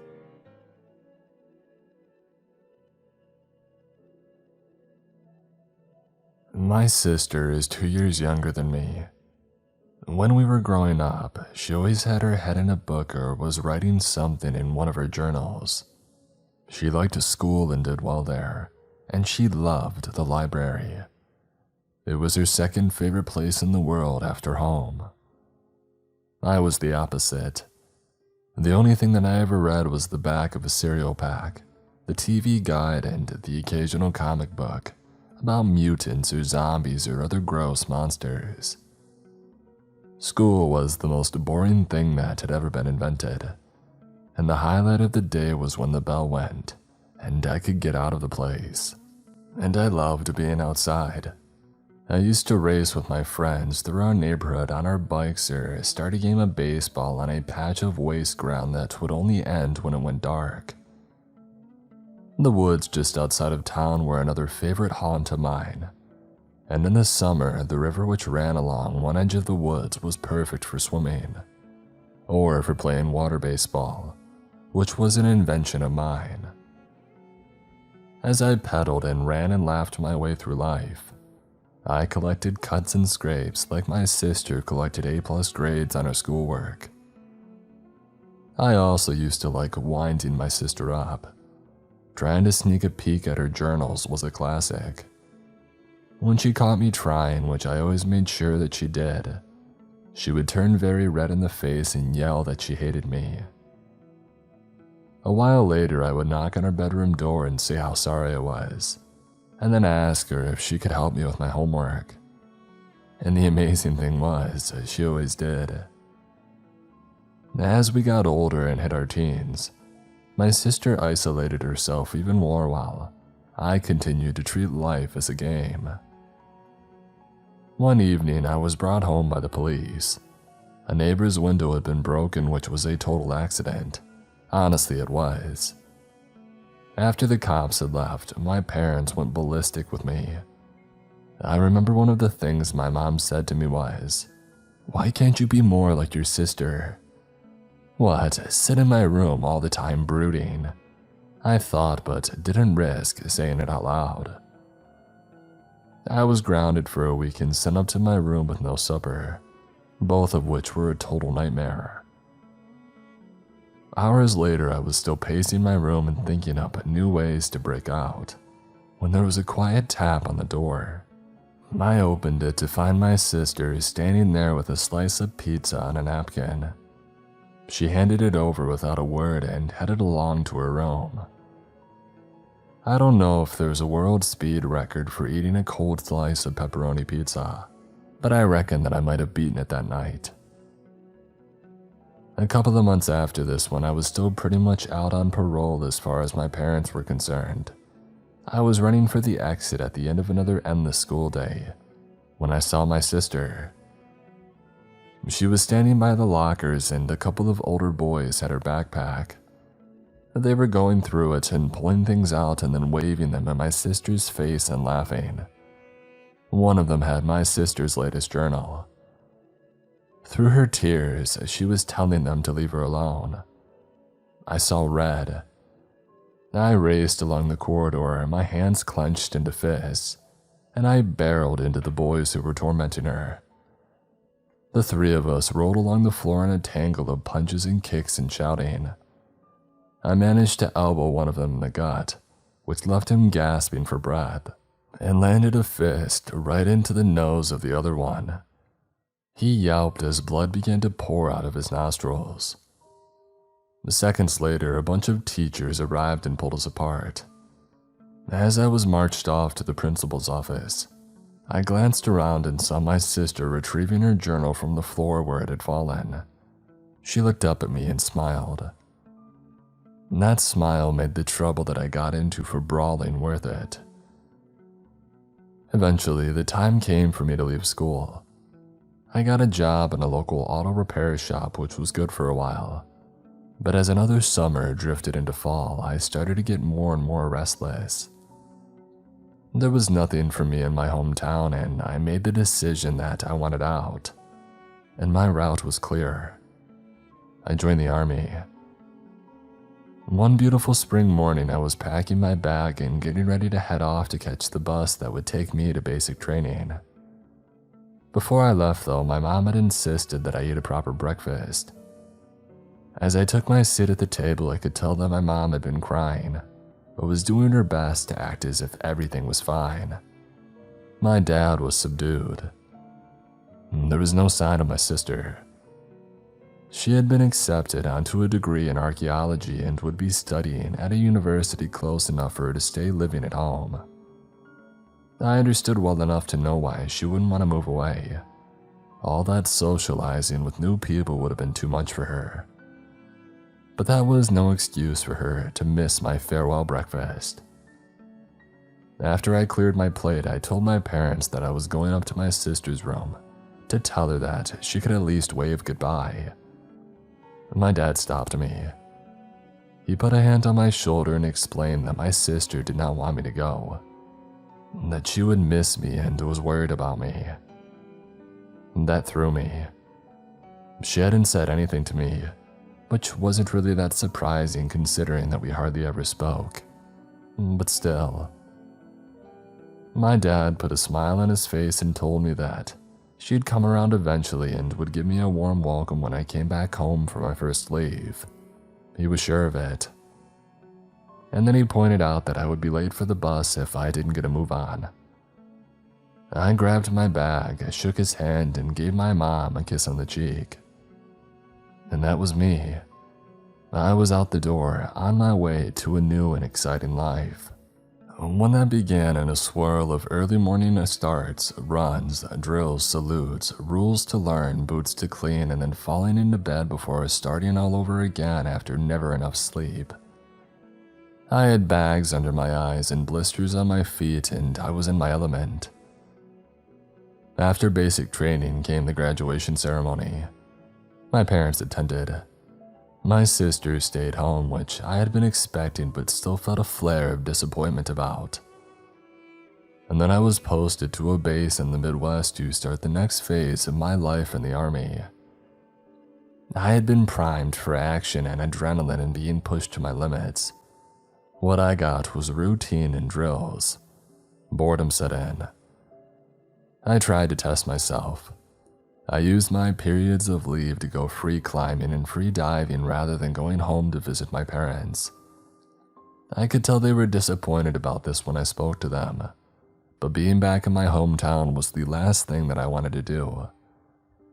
I also tried speaking to my sister a few times and sent her a bunch of messages, but she kept on blanking me. Back on base, my frustration grew. I had to do something. In the end, I went all or nothing and I applied for the Special Forces. I entered the selection process, a driven man. Failure was not an option. The next few years made everything that I had done in my life up until that point seem like a cakewalk. It was extreme and it was exhilarating, and I made it. I was on a total high until it all came crashing down.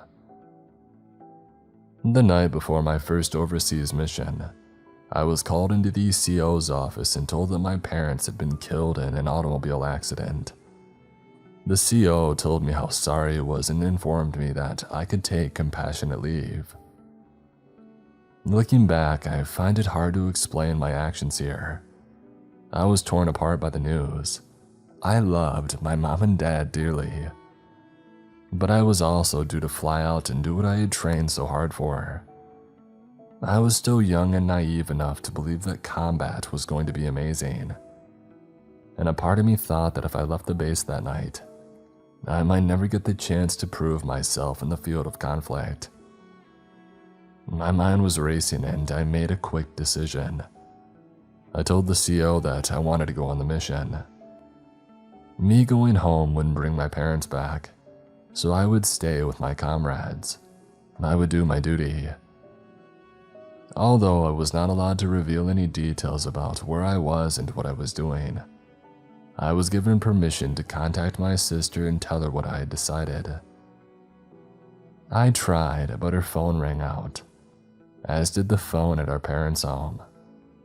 I messaged her a bunch in different ways, told her that I would see her as soon as I could. Looking back, I feel very ashamed of what I did, but at the time, I was solely focused on the mission ahead. My heart was beating fast as I walked towards the plane on the runway, which would be taking us to our destination. We would parachute out over a jungle region at midnight local time and undertake disruptive activity behind enemy lines. We were out there for 6 weeks. I lost 2 close friends on the deployment, and I returned to base feeling dog-tired and confused. It was too much to process, so I buried it inside instead and went home to see my sister. Waiting at the airport for the civilian flight home, I searched on news websites local to my hometown and found one small article about the accident. My parents had been driving home from a movie theater when they had been hit by another vehicle that had earlier been reported stolen. The police were still trying to trace the driver of that vehicle, who had fled the scene on foot. I boarded the plane in a daze. I was pulsing with anger and weighed down by sadness at the same time. When I finally walked up to the front door of the home that I had grown up in, I felt at breaking point. All I wanted to do was hug my sister and tell her that I loved her. I no longer had a key, and so I knocked. I could see movement inside, and I caught a glance of my sister, but she was moving away from the door. I didn't understand why. I knocked again and yelled out that it was me. A few moments later, I received a message on my phone. It said that I had broken her heart by not coming home for the funeral, and that she never wanted to see me again. I threw my phone to the ground. This couldn't be happening. I hammered on the door, pleaded with her to let me in. I begged her. If we could only talk and sort things out, it would be okay. I mean, surely it would be okay. After a while, I was dimly aware of a siren. It was coming closer. Turned out I was causing such a disturbance that one of the neighbors had called the cops. I knew one of the officers who arrived. We had been in the same year at school. He told me that he was really sorry about my parents, but it was best that I left. I was devastated. I wanted to argue. I wanted to go over and tell the neighbor exactly what I thought of them. But if I had been arrested and charged my military career, it could have been over. And at that moment in time, I didn't seem to have anything else left. I had lost my parents and my sister, it seemed. I apologized to the 2 officers and I headed back to the airport. That was the last time that I was ever in my hometown. After a lost weekend spent locked in a motel room drinking, I returned to my unit. More missions followed over the next 5 years. They are not in any official records. The bottom line is that these were conflicts where my country was getting its hands dirty, but didn't want the rest of the world to know. As for me, I became collateral damage. There wasn't a defining moment where I broke down and couldn't continue. It was a gradual collapse. I drank in secret, I took pills. My nerves were on a knife edge and sleep became a fractured nightmare-infested thing. I would wake up with a yell and lie there coated in sweat. I knew there would be no point trying to get back to sleep, not when so many painful memories from the missions were there, ready to twist into another hideous dream. Finally, I accepted that I could not go on, and I opened up about my substance abuse to an army doctor. After a bunch more paperwork, boy does the army like paperwork, I was discharged. Being a civilian again, though, did not feel good. I still woke up from hideous dreams every night, and I was constantly on edge, looking around for threats that were not there. I also tried reaching out to my sister again, but none of the contacts that I had for her worked. I searched for her online, and following the digital thread, found out that she had graduated and was now a faculty member of the archaeological department of a university. I felt a swell of pride about this. My little sister, she had done good. I tried sending messages to her via the general contact details shown on the university website. I wanted her to know that I thought she was amazing and wanted to say sorry one more time. I never heard back from any of the messages. I didn't blame her, I didn't blame anyone, apart from myself. I was feeling lower and lower by this point, and I started to drift. I hitched rides and slept rough. I avoided people where I could. It was like I was on the run. There's a saying about no matter how far you travel, you can never get away from yourself.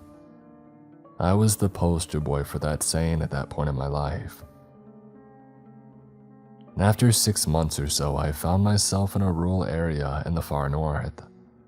The solitude that I was able to find there felt good, and so I stayed on. I found a derelict cabin and started to do it up. The nearest town was hours away. I was living off the land to an extent. Once a month, I drove into town and stayed just long enough to stock up. I also cashed my army pension at the post office there. Living like this, I found a kind of peace. I liked the way the periods of light and darkness stretched and constricted through these seasons to create extremes. I enjoyed the long days and the nights that held a grip. I loved the silence that was broken only by the wind and the cries of the animals. I could have stayed there forever.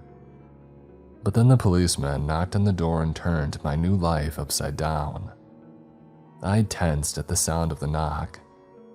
Nobody had been out to my property all the time that I had lived there, and I wasn't expecting anyone. I went to the window to check who was out there and saw the cap held in his hand, the bulky jacket over his uniform, and the car parked up. There was no reason I shouldn't open my door and wish the officer a civil good morning. So I did. He asked me if I was Jordan Anderson. I answered that I was, and then he looked down at his boots for a moment, and that sent a ripple of unease loose inside of me. I asked him if something was wrong, and he told me in a solemn voice, "It's your sister. She's been reported missing." I told him that he better come in. I offered him coffee, but he said no, so I asked him just to get to it, to tell me what he knew. He looked me in the eye and said, "Your sister's personal file has you down as next of kin and gives your contact details as the Army. When her employer contacted the Army, they passed the message on to the post office in town. The post office called me. You being such a hard man to contact, the message was already 5 days old, and I didn't want to delay things any further, so I drove straight out here. The message said that your sister was working with a group of university students on an archaeological dig at an old mining settlement in a remote area of northern Alaska. They were off-grid as far as mobiles and the net was concerned, but had been in regular contact with the university via satellite phone. Then they fell silent. After a week, there was sufficient concern for their welfare that a local search and rescue team was sent to the settlement, but no one was found there. The authorities are examining the evidence, but as yet, there's no explanation. Maybe there was some kind of accident. It's a dangerous environment up there." His voice trailed off, and I could tell that he didn't want to say out loud what we were both thinking. That my sister was missing, presumed dead. He didn't seem to have anything else to say, so I thanked him and told him that I had work to be getting on with. He told me that he was sorry and that if he received any further word, he'd be sure to let me know. I stood in the front room and listened to the sound of his car driving away, until there was only the silence once more and I was alone with my thoughts. A lot of questions were bubbling up inside all of me at once. Why did she put me down as her next of kin? Did it mean that she wanted me to be a part of her life after all? And did that matter anyway if she was gone? As this last question rose and fell away inside me, I put my head in my hands, and I made a decision. I couldn't. I wouldn't accept that my sister was dead, so I would go to northern Alaska and look for her. With a sense of urgency pulsing through me, I loaded up my truck. The last thing that I got was my mobile phone. I hadn't used it for a long time because I had no signal where I lived, but I figured I needed it then. I turned it on and put it in the passenger seat and then set off.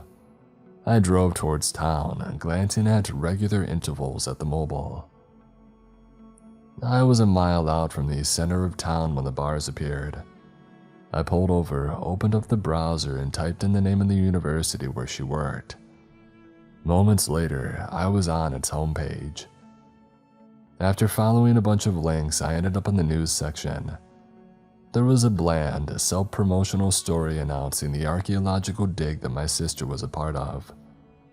In the circumstances, it should have been removed, but I guess, like most big organizations, the university's left hand wasn't talking to its right hand and the story was still there. It was dated 3 months before and detailed how a team from the university's archaeological department would be surveying a long-abandoned mining settlement of historical interest. I had always thought that archaeologists only ever dug up sites that were thousands of years old, but according to the website, this project was focused on a settlement that had sprung up around 70 years ago. The site was said to have been left undisturbed and could help add important details to the understanding of an industry which had played such a key role in the region.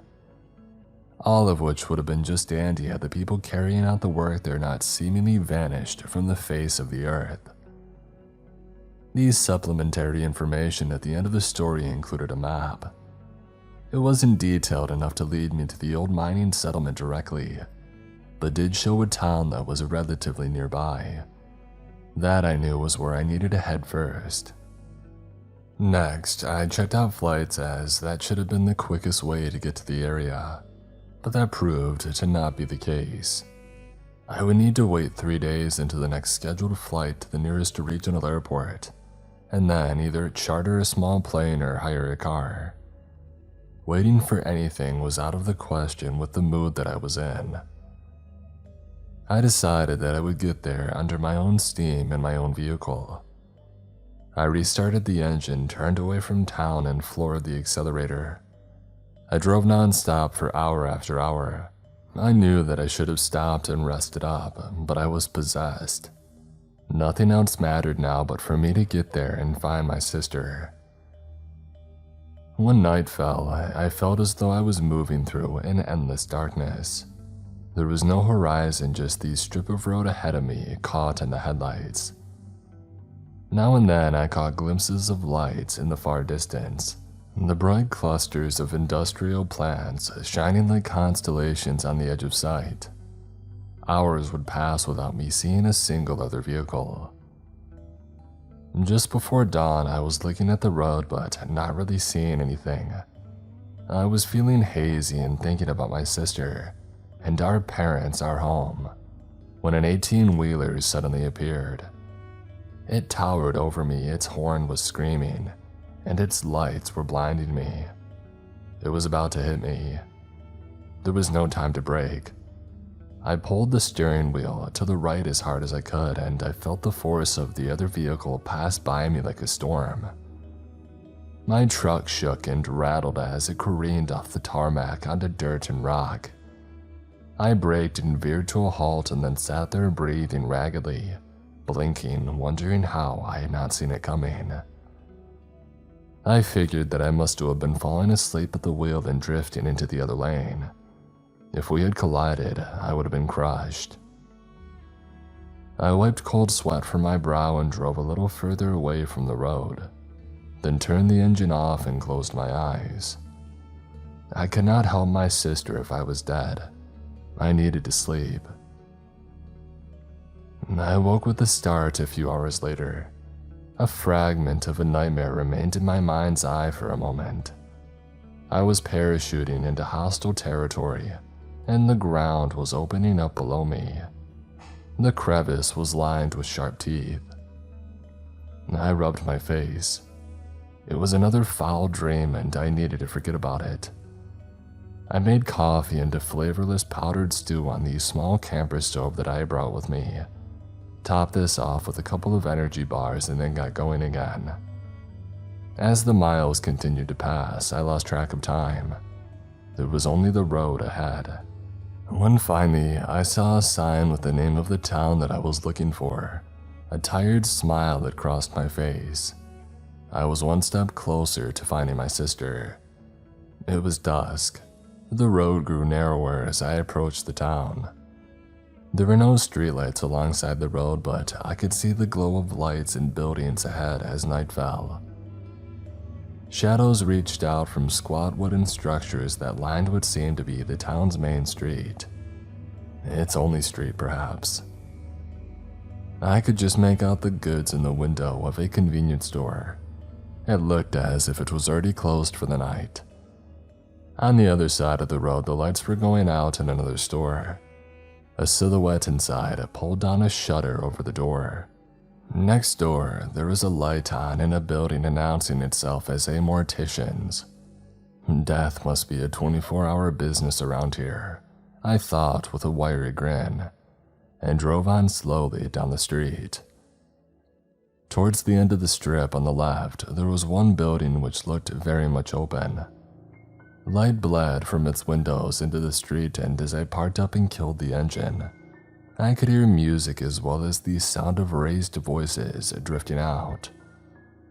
I climbed from my truck, stretched my aching limbs, and looked at the sign daubed on the window in white paint. It read, Jed's Bar. Underneath was scrawled, Rest your weary bones and take a drink. At that moment in time, that sounded mighty good to me, so I headed on inside. The air was thick with the smell of alcohol and tobacco. I was pretty ripe after long days on the road, but as I stood just inside the doorway, there was no mistaking the stench of stale sweat that also filled the place. I looked around. There were a row of round wooden tables with chairs pulled up around them, a jukebox playing a song about being lonesome in the night, and a long bar area running the length of one wall. The patrons of the bar were gathered there, hunched over glasses and looking my way. A dozen pairs of bloodshot eyes in all. I guessed that they must not have gotten many strangers calling in for a drink at Jed's Bar, but I didn't feel intimidated by the intention. I nodded and said, I hope you're all well this fine evening, and then I headed for the bar. There were no women patronizing the bar that particular night, and I doubted the men there had loving better halves waiting at home. Their clothes looked what I would have called lived in.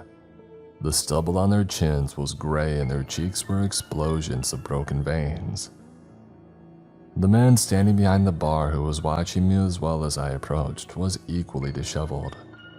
He was wiping the inside of a tankard with a filthy cloth. I made a mental note to take my drink directly from a bottle and settled into an empty seat. I ordered a beer. There was a handwritten sign on a chalkboard behind the bar saying, No credit cards, no tabs. I placed a note on the bar and then turned to my neighbor and smiled and told him that I was looking for the old mining settlement and would be mighty grateful if he or one of the other gentlemen in the bar could give me directions.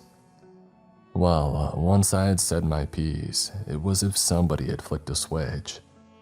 The atmosphere in the bar went from wary suspicion of a stranger to downright cold. I had no idea what I had done wrong, and I turned to the barman. He was scowling at me and pretty much slammed the open bottle of beer down onto the bar in front of me. then said in a hoarse and slurred voice, "Dang, mister, you don't want to go to that place. There's a badness out there waiting in the darkness. It drove the miners to abandon the settlement, and it hasn't lost its appetite since. We told the other strangers that. We told them to stay away, but they would not listen." He shook his head and went back to wiping a glass with a filthy cloth. None of the men at the bar were looking at me now. It felt like they were averting their gaze. They wanted nothing to do with me. In a quiet voice, I said, "My little sister was one of those strangers, and I'm here to find her and bring her home if I can. If one of you want to help me do that, I'll be grateful. If not, I'll wish you a good night and be on my way." I caught glances between the barman and the men at the bar. I figured they were trying to decide what to do. After a few long minutes, the barman went into a back room and returned carrying a map. It was old and faded and torn to pieces. He opened it up and put it on the bar, and then he placed a nicotine-stained finger on a point on the map. He said nothing. None of them did, and they didn't need to.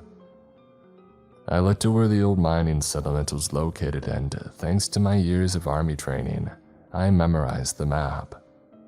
And then I nodded at the barman and left. The doors closed behind me. I stood and breathed in the night air. It was cold and clear. I started up the engine and set off in the direction the map had shown. I had my headlights on full beam. They picked out a dirt track with trees starting to rise around it. I trusted my sense of direction and the guidance offered by these stars, and I knew that I could reach my destination. I hadn't been driving for long though when the route that I was on started to become impassable for my truck. I tried forcing my way through a little further, but the sounds of the scraping and cracking coming from below the truck made me stop. Damaging the truck beyond repair was something that I needed to avoid. I reckoned it was another 3 hours on foot to the mining settlement. That would have been a breeze back in my Special Forces days, but I was nowhere near that level of fitness now. But I was still in good shape and I was determined. I grabbed a backpack, filled it with enough supplies to keep me going for 24 hours, put on a headband with a flashlight attached, and set off on foot. I wanted to run, but even with the flashlight cutting swaths through the darkness, the danger of snagging my foot in the undergrowth was too risky, so instead I walked as quick as I could. To help ensure that I could find my way back to the truck, I marked trees at regular intervals. I was light on my feet, but to the creatures living there, I must have sounded like a clumsy juggernaut. All around me there were frequent sudden rustles of movement, and animals and birds crying out. As the miles passed, I began to gasp for breath. The cold air burnt the back of my throat, and I began to feel sharp pains spreading through my chest. I powered on, focusing on the next step, and then the next. Every one I took brought me closer to finding my sister. My sense of time slipped, and I couldn't say if there was 3 hours or longer when a break appeared ahead of me. I raced towards it and found myself in a clearing. The first light of dawn was creeping through the sky. I turned off the flashlight. In the gloom, the remains of old timber huts stood scattered around. Time and nature had broken in roofs and rotted away walls, but these were clearly still places where the miners must have lived. The huts were laid out alongside a crude grid, and there was the remnants of a street sign. On one of the points, somebody had carved New York that-a-way. As I looked around, the place felt more like the ghost of a small town than a temporary settlement. Maybe the miners had been planning on staying here. I wondered as I moved forwards, making my way past the huts. Through the openings, I could see that there were still chairs and some of the remains of tables. Looking out over the entire settlement, I could make out the shell of a larger building towards its center. Maybe it had been a meeting place for business, or a chapel, or a bar. Its ramshackle frame could have housed more than 24 people easily, I figured. And then I came up alongside it and my nerves began to tingle. Through the gaping wound of a decayed window frame, I could see 3 large tents pitched inside. They were modern, high-quality kit, and I knew without a shadow of a doubt that this is where my sister and the rest of the archaeological team had been staying. I walked through one of the jagged gaps in the frame of the building and over to the tents. There was no sound coming from inside the tents and no sign of movement, and I was not expecting to find anybody inside them. The search and rescue team would have presumably looked inside the tents while they were doing their sweep of the area and found nothing. But I needed to see inside the tents with my own eyes anyway. There could be a clue in there as to where the missing people had gone. I approached the nearest tent. Its front lay open and there was no external sign of damage. I looked inside cautiously in case any local wildlife had wandered in. Startling something with claws was always a bad idea. There were no animals inside though. The tent was just about tall enough to stand up inside, and there was a long trestle table set up in the middle. Various objects rested on the table. There was a clay pipe that looked darkened by age. There was a small knife that still looked sharp despite the obvious signs that it had been many years since the blade had been used to cut anything. There was a single shoe and a plate with a crack running down one side. All in all, there were dozens of what I would describe as everyday items that must have been collected as part of the archaeological investigation of the site. At the far end of the trestle table, there was a closed laptop and a paper notebook. I opened the laptop and it flickered on. The logo of the university appeared on screen along with a box asking for a password. I turned to the notebook. In page after page of careful handwriting, it detailed objects that I recognized from the table. There were sketches alongside dimensions and notes of locations where each object had been found.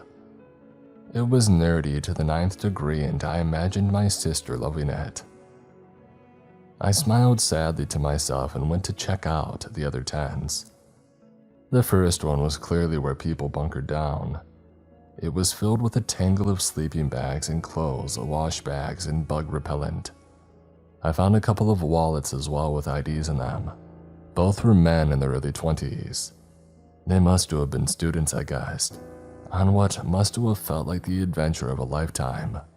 Until what? I was still no closer to finding out. I shook my head and backed out of the tent and entered the last one. From the clothing scattered about, this looked to have been where the women slept. Now was not the time to worry about invading personal space, so I rooted through their belongings, even shaking out sleeping bags in my mounting frustration.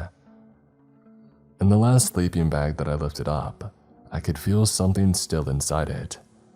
I reached in and took out a slim paper notebook. A cold chill traveled over my skin. Even before I opened the notebook, I thought that I knew what it was. I turned to the first page and by the daylight streaming through the sides of the tent, I began to read my sister's journal. The entries began as she prepared to leave for this expedition. Through the details of double-checking equipment and finalizing travel plans, her excitement shone through. She was going to lead the expedition, which was a first for her and clearly a proud achievement. At one point, she wrote, "I wish so much that I could pick up the phone and call Mom and Dad and tell them all about this." There was no mention of me. The journal went on to record the journey to northern Alaska, the long hike to get to the settlement carrying their gear and then setting up the camp, and the buzz of the early excavation work. I read this through a blur of tears.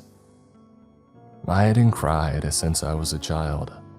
Despite all the pain of my military service and its aftermath, I had kept the tears inside. Sitting in that tent with my sister's journal open on my knee, there was no holding back. The journal ended with an entry about settling down to a good night's sleep. There was nothing about any threat or concerns for her safety or for the students with her. I closed the journal. I felt drained. Without really thinking about what I was doing, I pulled the sleeping bag over me and lay down. Something growled close by. I opened my eyes. My heart was beating fast and it was dark inside the tent. Night had fallen. I breathed out. I must have slept for hours and the growl was a part of another nightmare. I told myself that it was fine. But then I heard another growl. I froze. The sound had come from right outside of the tent. I looked over at the entrance. I hadn't closed it, so whatever was out there had the red carpet pretty much laid out for it to walk on in if he wanted.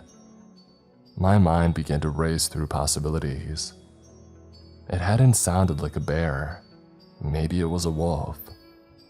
And one that was hungry enough to come hunting for a human.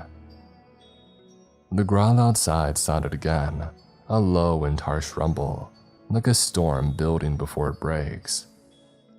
I was armed, not because I had come to this place expecting violence, but because it was practical to carry in a landscape such as this. I unclipped the holster and drew nice and slow. I wanted to give whatever was out there the shock of its life.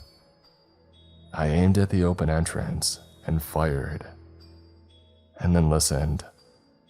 Apart from my ragged breathing, there was silence. I sat up and then crawled out of the tent.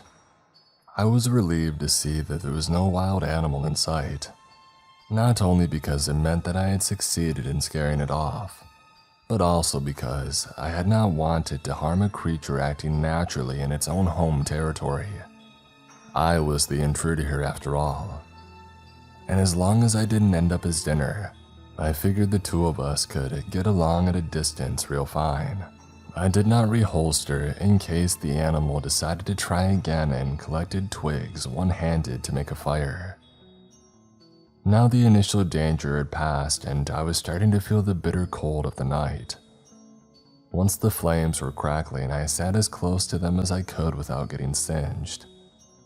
I still felt down after reading my sister's journal, but I was more determined than ever to find her. One wolf, it had been a wolf. It would have not been enough to take and kill a group of adults, which meant that there was still a mystery here. And where there was a mystery, there was hope. I decided that in the morning, I would begin to methodically survey the surrounding area of the settlement. I would work my way outwards, looking for signs of broken foliage or tracks, from people or otherwise that could give me a lead. In the meantime, the best that I could do was remain vigilant in case my wild neighbor returned, and brew up some coffee. 20 minutes or so later, I was sipping my second cup of coffee when I heard a rustle nearby. I put the cup down gently and quietly as I could, and I focused in on the sound. It had come from almost straight ahead of me. And there it was again, the sound of something moving close by but out of sight. I pointed the flashlight and through the gaps in the frame of the building saw the dark shapes of huts, and something darker still padding between them. I got to my feet and slipped the safety catch off. My heart was a jackhammer inside me as I stared out and saw a pair of eyes. They were red and so vivid and bright it was as if they were two scarlet flames in the night. And then I saw the tips of fangs and a snout as a monster began to move towards me. It was a wolf, but made grotesquely large. Its pelt was gray and matted. Its stride was slow and deliberate. My guts, as much as my eyes, told me this was an intelligent creature and a vicious one. Lines of drool hung from its fangs as its jaw opened a little. A low growl drifted towards me, and I could see it tensing and getting ready to leap. I did not move. "Hold it," I told myself. "Hold it." And then the creature exploded forwards. Its claws were extended, its jaws wide open. I raised my weapon and fired. The creature threw its head up and toweled and then fell to the ground. It writhed around, thrashing in a frenzy of pain. I could see blood rushing from inside its mouth where I had wounded it. I felt no sense of triumph or relief because the mystery of my sister's disappearance had been explained. A creature of this size could have taken her and the students. Years ago, one of this thing's ancestors could have also killed some of the miners in the settlement and scared the rest of them away. Scholars and miners would have been no match for it. But X Special Forces was a different ballgame altogether. I kept the barrel pointed at the creature. I felt nauseous as I looked at the thing's fangs and wondered if they had been the last thing my sister had seen. My finger twitched.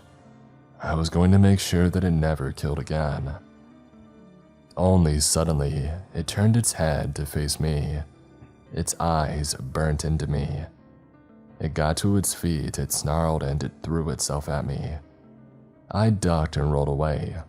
A line of pain shot along my arm. Gasping, now sprawled out on the ground, I looked at my arm. A wide gash ran the length of my forearm, where the creature must have caught me with its claws. And now it was behind me, snarling, ready to attack once more. I took a deep breath. Thankfully, I held the weapon on my uninjured side. I threw myself onto my back, extended my arm, and aimed for the creature's eye. A second later, a primal scream cut through the night. My aim had been true. I had still not put the creature down for good, though. It reared away and began to run back through the settlement. I followed as it sped past the huts and then into the undergrowth beyond. It was time to finish it, to end its filthy life. My flashlight revealed a trail of blood in the creature's wake.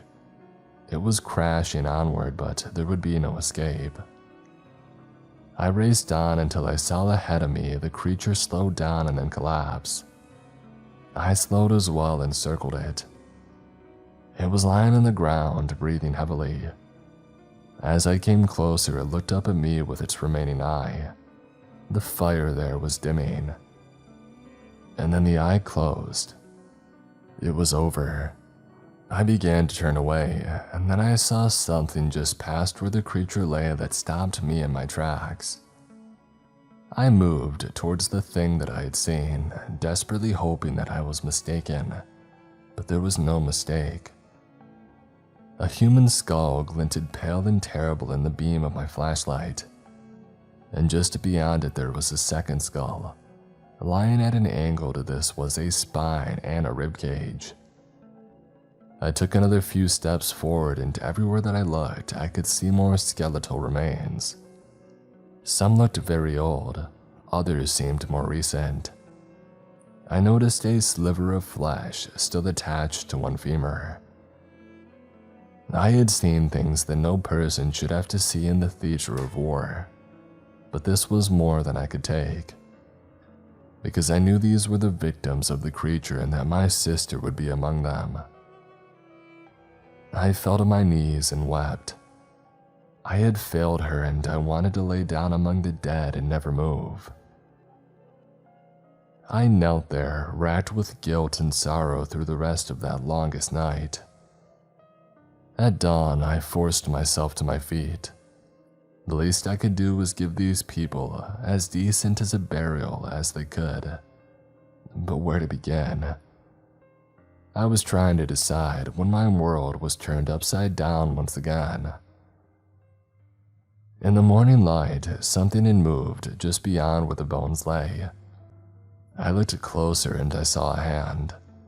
The fingers were twitching, and I could see a tangle of hair as well. By all the... It was incredible that there was still somebody alive. I scrambled forwards and my heart leapt. It was my sister. She was covered in dirt and dried blood and barely conscious. I checked her pulse and it was weak but steady. "Hold on there," I said to her. "I'm going to get you out of here." I don't know if she heard me, but that didn't matter at that moment. All that did was that somehow she had survived and I needed to get her to a place of safety. I lifted her up as gently as I could and set off walking. We passed the creature's body.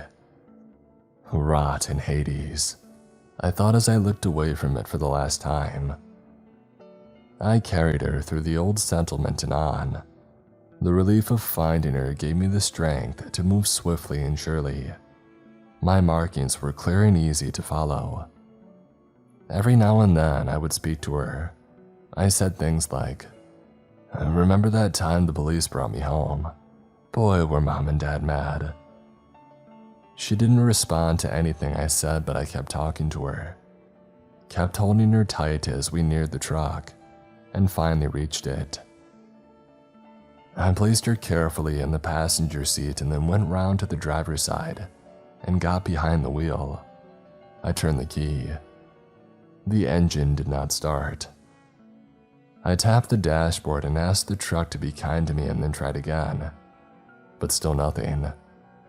A third time lucky, I thought. But then I heard a growl. I looked up and fear gripped me. The creature was 6 feet away from the truck. It raised its head slowly and bared its hideous teeth. They were stained dark with its own dried blood. More crimson stains marked its gray pelt below its destroyed eye, as if it had been weeping blood. How was it still alive? I didn't know. This thing that was an aberration in the natural world. It growled again. I tore my gaze away from it. We needed to get away from there. It had been a long time since I had asked a higher power for help, but I did then. I turned the key and finally the engine kicked into life. As it did, the creature leapt. The truck lurched forwards and the creature crashed into the windscreen, which cracked and then gave way. Suddenly, there were claws inside the truck, inches away from my face, trying to slash at me, and a muzzle and blood-stained fangs slick with drool. I threw myself to the side onto my sister, covering her and trying to protect her. When I did, the creature pulled back for a moment. It was gearing up for a new attack, I figured, which gave me a few seconds to act. I reached out with one hand and I grabbed the wheel, twisted my leg so that I could press down onto the pedal, and I went for it. I floored the pedal and the car rushed forwards. The creature was still on the front hood, a dark, crazed mass blocking my vision. "No hangers on," I muttered under my breath and slammed on the brake. The creature toppled backwards onto the ground. I raced forwards again, using the truck like a weapon now. Sickening sounds filled the vehicle as it hit the creature. I tried to reverse away so that I could attack it again, but the truck was wrecked and juddered to a halt. I reached over my sister and opened the door and maneuvered us both out. I laid her very gently on the ground and then looked over at the creature. From the angle of its head, I knew that it would not be coming back from this. It was finally dead. Game over. I knelt by my sister and wept. I didn't notice her raise her hand until her fingers had brushed my cheek. I looked down at her face. Her eyes were open. "Hey," I said. "Hey." Her reply was hoarse and she began to cough. "It's okay," I said. "That thing's dead and you're safe now. I'm gonna get you to town and then we can get the help you need." She grimaced as a spasm of pain had passed through her, and then she said, "No, you have to keep me away from the other people." "I don't understand," I told her. She looked at me and said, "It wanted me to be its bride. It changed me with a bite and now I'm not human anymore." Her gaze drifted to the body of the creature. I looked over as well and felt a jolt of shock pass through me. It was no longer the corpse of a monstrous creature lying on the ground. It was the corpse of a man. My sister's fingers once again touched my face and she guided me to look at her. He was a shapeshifter, and now so am I. Our journey home was long and difficult. I carried her back to the town and then stole a car, and when that ran out of petrol, I stole another. I parked in shadows when I went to buy food from roadside diners. My sister slept most of the time. I slept only when I had to. At last, we pulled up outside my cabin. I helped her out of the car and supported her inside. 2 days later, she changed before my eyes for the first time. She became the creature for a few hours and then turned back into a person. That was 6 months ago, and she has changed again many times. The change emerges without warning. The young, shy, bright woman once more becomes the creature for hours, sometimes even days at a time. It holds back from attacking me because it recognizes me. Even so, we made the decision that while she was in her altered state, she should be kept hidden in a secure place. I reinforced and soundproofed a room in the cabin with steel and padlocks to be her cage. This breaks my heart, but until we find a way that she can control the darkness inside of her, what other choice is there? If anybody else encountered her, they would see a monster that had to be destroyed. I see my little sister, and I will always be there for her.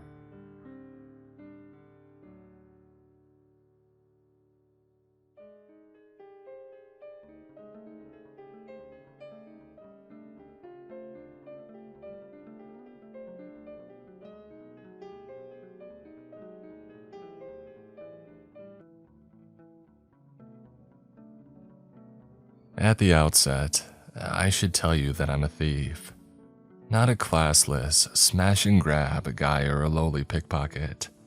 Those require no planning or strategy beyond move quickly and be ready to run. I'm a fourth-generation cat burglar, and I'm very good at my job. If everything goes right, you don't notice that I've been there for weeks, if ever. I understand most people find this line of work deplorable, and I'm okay with that. I could go on and on about how the system steals from us all the time, and how the rich use their ill-gotten gains to subjugate us and give you the whole. I'm really a Robin Hood type figure, but I will spare you all that rationality. I'm a thief because I'm good at it and I was raised in a culture that values it. There are other reasons, but it's not worth getting into them. To be a cat burglar isn't just about breaking into a house and cleaning out a safe. Well, that's part of the job, sure, but like an iceberg, most of it remains hidden from view. My father used to tell me, being a thief is being prepared to be bored out of your mind. He wasn't wrong. About that anyway. Wrong about a lot of other things. But I digress. Once I narrow in on an address, I have to sit it. That sounds easy, but it's not. It's boring. Like clean the garage boring.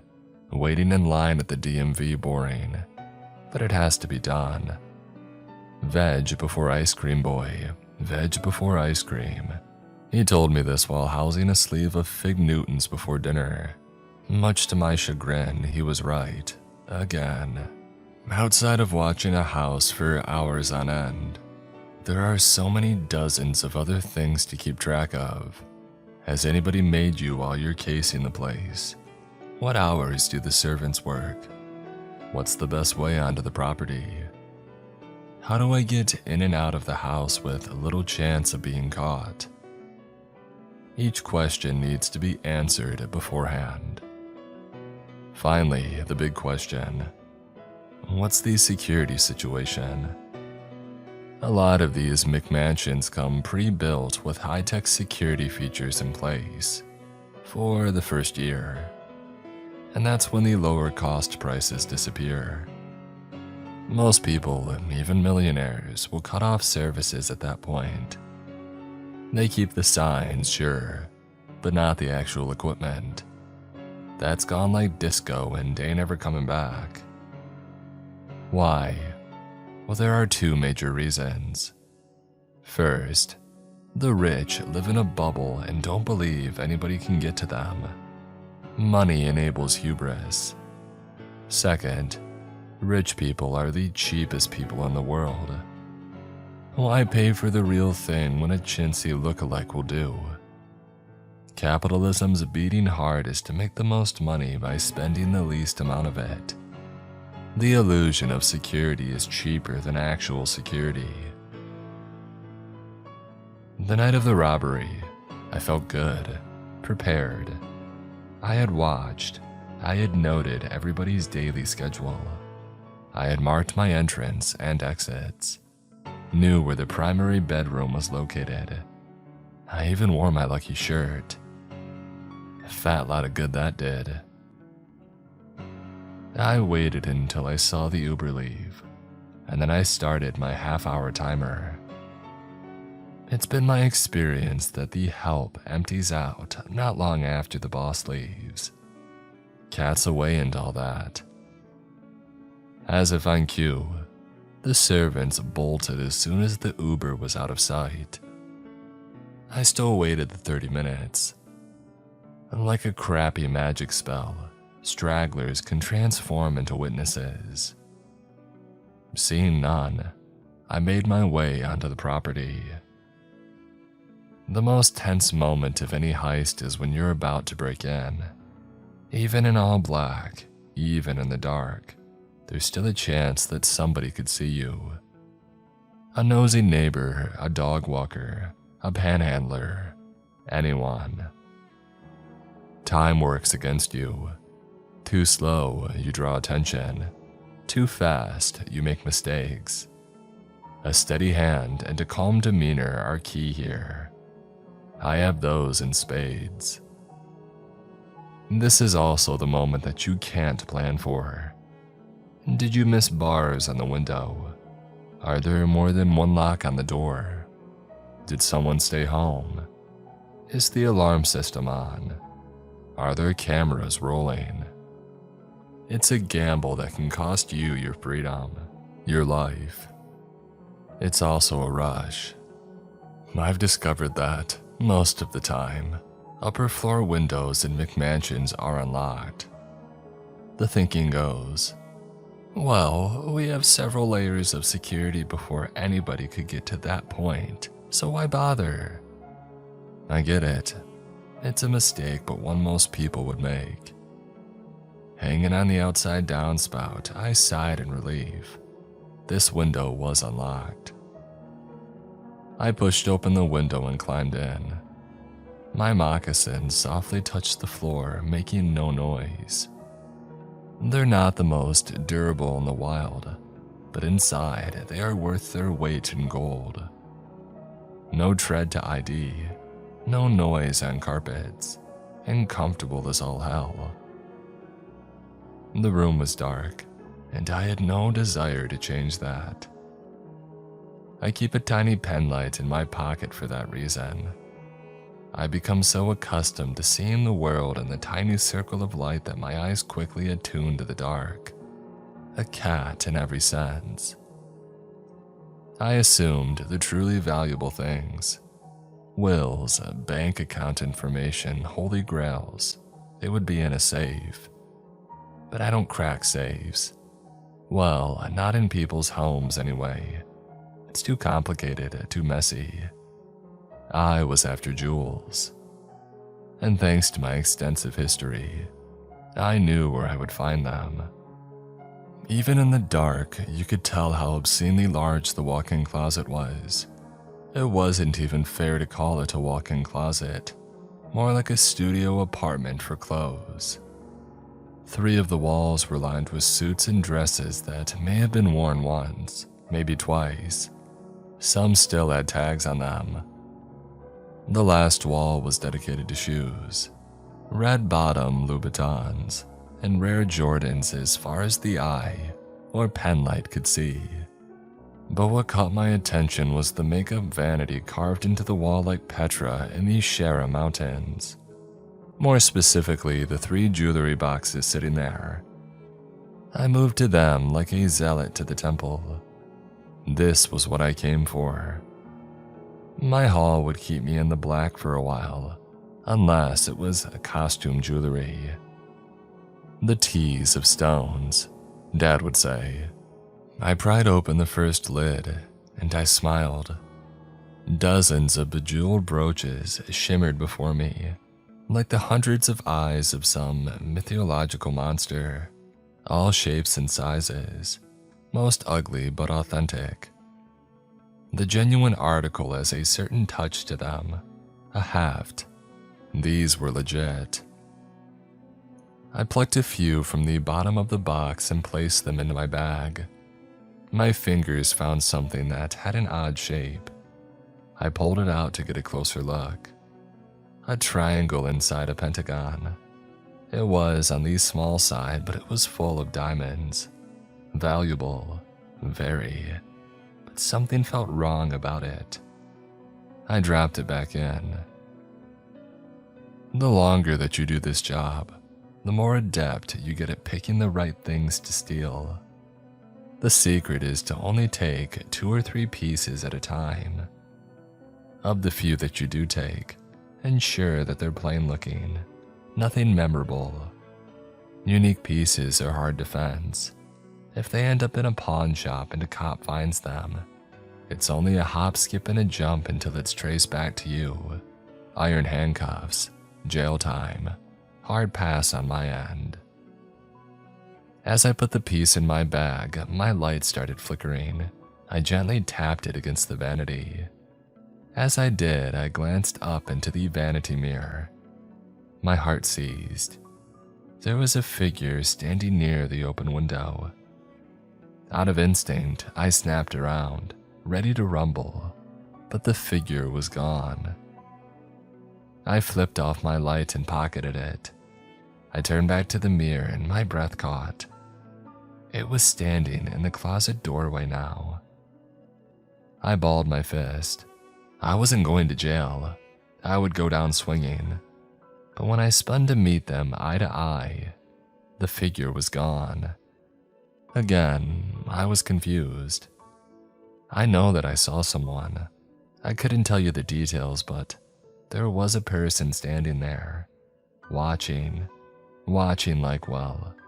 like they weren't supposed to see me in there. The sound of footsteps running from the primary bedroom down the hall echoed through the empty house. After a beat, I heard a door slam somewhere on the floor. My legs wobbled underneath me. My mouth was dry. I had experienced plenty of odd stuff on the job, but a ghost, never. Unless it wasn't a ghost. If it wasn't, I was truly up a creek without a paddle. A person could be worse. Would be worse. A ghost, I mean, he can't call the cops. If you like doing cardboard tubes or lubed up dudes, jail's the bee's knees, Brian. Dad again. I was 8 when he shared this pearl of wisdom with me. I mean, what can I say? It stuck with me.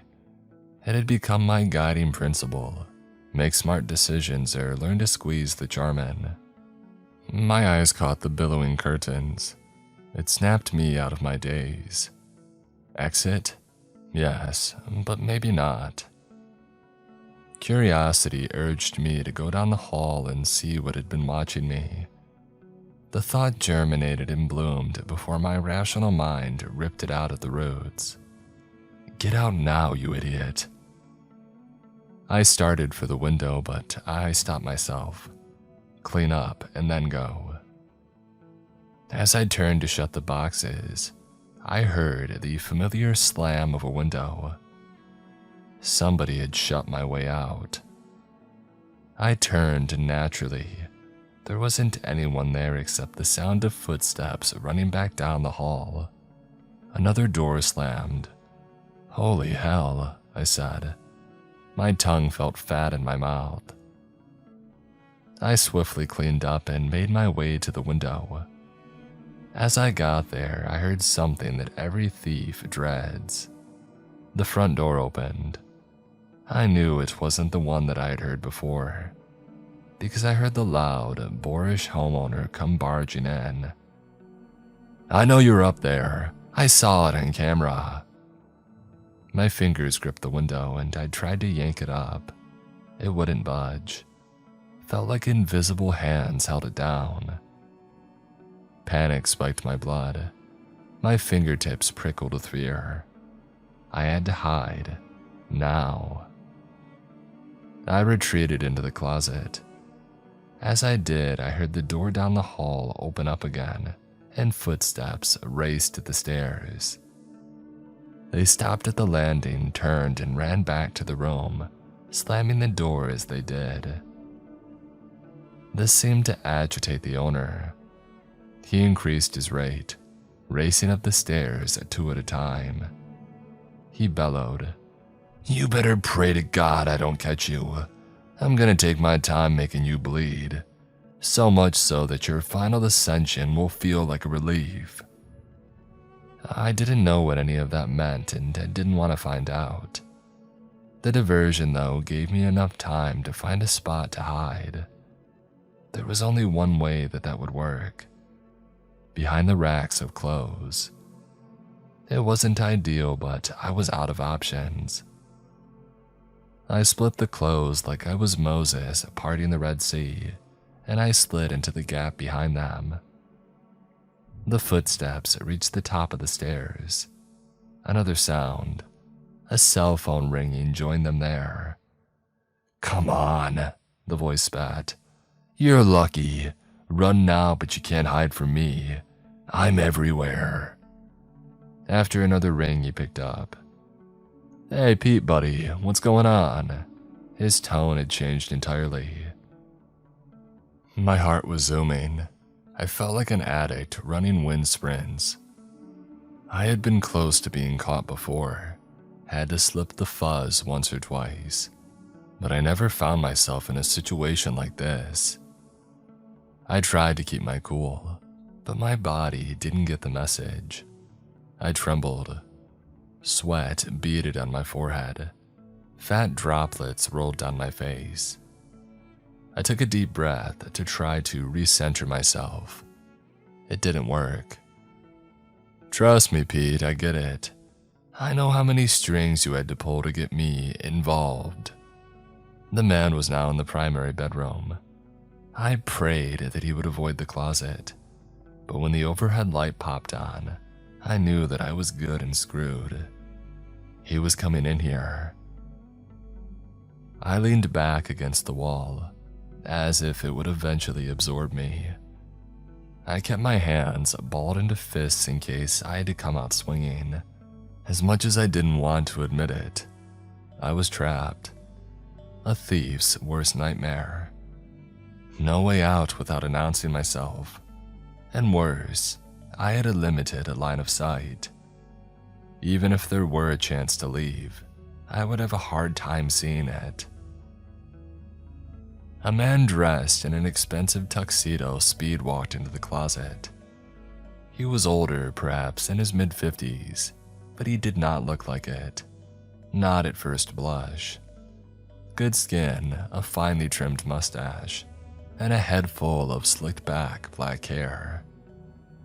He looked like a cartoon drawing of a crooked politician had come to life. I did my due diligence. No family connections, no internet profile, no warrants. Nothing. A nobody. Perfect for the gathering. He paced as he spoke. When he came by where I was hiding, through these suit jackets, I could get a better look at him. Upon closer inspection, the man's actual age shone through. His face bore telltale sign of plastic surgery, that plastic, uncanny valley look.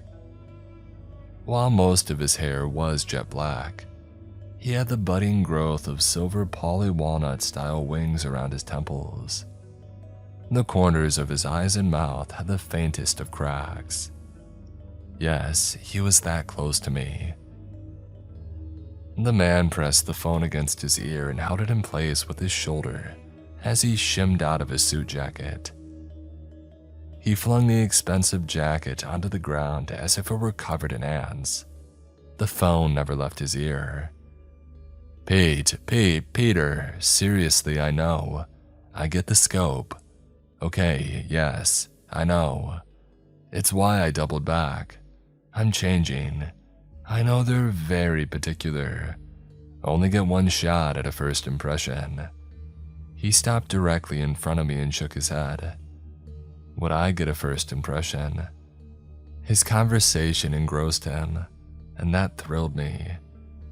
If he had even been the tiniest bit bored, he might have noticed a face staring back at him from the Armani wing of his closet. Just then, the lights in the closet flickered. The man looked up at the blinking bulbs and shook his head. As he did, I spotted something hidden away across the closet. Standing half in the shadows was the figure that I had seen earlier. It wasn't a person. I wanted to scream. I wanted to turn and run as fast as my jello legs would take me.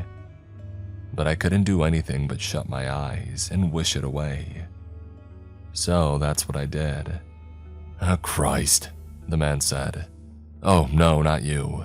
This closet light is on the fritz again. Yeah, I know I should have hired your guy, but Mary was so big on this guy who built this out. What could I do? Happy wife, happy life, right?" Pete said something and the man laughed. Should I say happy second wife, happy life? And nothing would have pleased that first idiot. As the two men laughed, I felt a presence appear next to me behind the clothes. A feeling in the animal part of my brain. A predator was near. Flee, run for the safety of the bush, little rabbit. But I couldn't. Not even when I felt the hot breath on my neck. This got me to wrench open my eyes. I turned and expected to find some biblical ghoul waiting to devour my soul. But instead, the man's hand reached for a suit jacket beside me, a $300,000 watch on his wrist, the salt and pepper arm hair escaping his starched white shirt, money to burn. What I didn't see or feel was the ghoul. It was gone. The light flickering also had stopped. The creature's absence took away some of the tension, but it didn't set my mind at ease. I was still trapped. If this guy stumbled or moved his hand 3 inches, he would hit me square in the face. I held my breath, afraid my faint breathing might alert him. He yanked a jacket off the hanger. The hanger swung back and hit me square in my right eye. I slammed my lid closed and squeezed hard, praying that would take away the pain, but knowing it wouldn't. I wanted to rub it. I wanted to scream. I wanted to jump up and down in pain. But all I could do was trap the pain in my body and wait for him to leave. The light above started to strobe again. That, coupled with my wounded eye, made it nearly impossible to see anything clearly, but my ears worked just fine. Over the man's tasteless jabbering, I heard floorboards outside the closet creak. "Pete, let me tell ya, I'm so excited to join up with the organization. I think you guys are gonna love the tasty little." The lights shut off. So did the man's mouth. I used the darkness to scratch at my eye like a 1980s DJ. I blinked once, twice, 3 times. It stayed open. It hurt like crazy, but I could see again, or I would be able to, if the light hadn't just shut off. Ah, Jesus Christ, I hate this closet. No, just let me let you go. I gotta check something out before I leave again. Yeah, I know. I won't be late. He hung up his phone but futzed with it, trying to turn on the flashlight. The screen's weak light lit up the edges of his face. He looked otherworldly, a hideous man that God had not intended to replicate. His fumbling fingers finally found the flashlight. As soon as he flipped it on, his phone died. Piece of crap. How does this cost $1,000? The only light now poured in from the open closet door, right near where I had heard the creaking. My cat burglar trained eyes had adjusted to the low light. I strained my neck trying to get a peek at the door, but the man's body had come between me and the exit. Mumbling to himself, he strode toward it.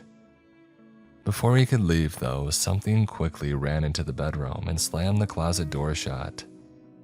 I heard the turn of a lock before the sprinting of feet as they ran down the hallway. The man screamed and slammed into the door. The walls rattled, but the door held firm. He shouldered it again as hard as he could. It was a dumb mistake. He crumpled to the floor, moaning in pain and grabbing at his shoulder.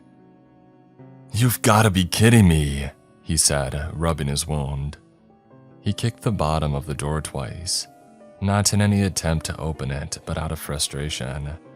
"I'm gonna kill someone." He kicked the bottom of his door a third time for good measure. He pushed himself back up, muttering curses under his breath, and he made his way to the vanity. He felt along the side of the counter until he found a latch and he pulled it. With a click, the vanity revealed itself to be a door into a hidden room. An eerie white light emanated from the room, and I realized it was the glow of dozens of TV screens. A panic room. I couldn't move to get a closer look, but it was clear that he was searching the screens for something, or more likely, someone.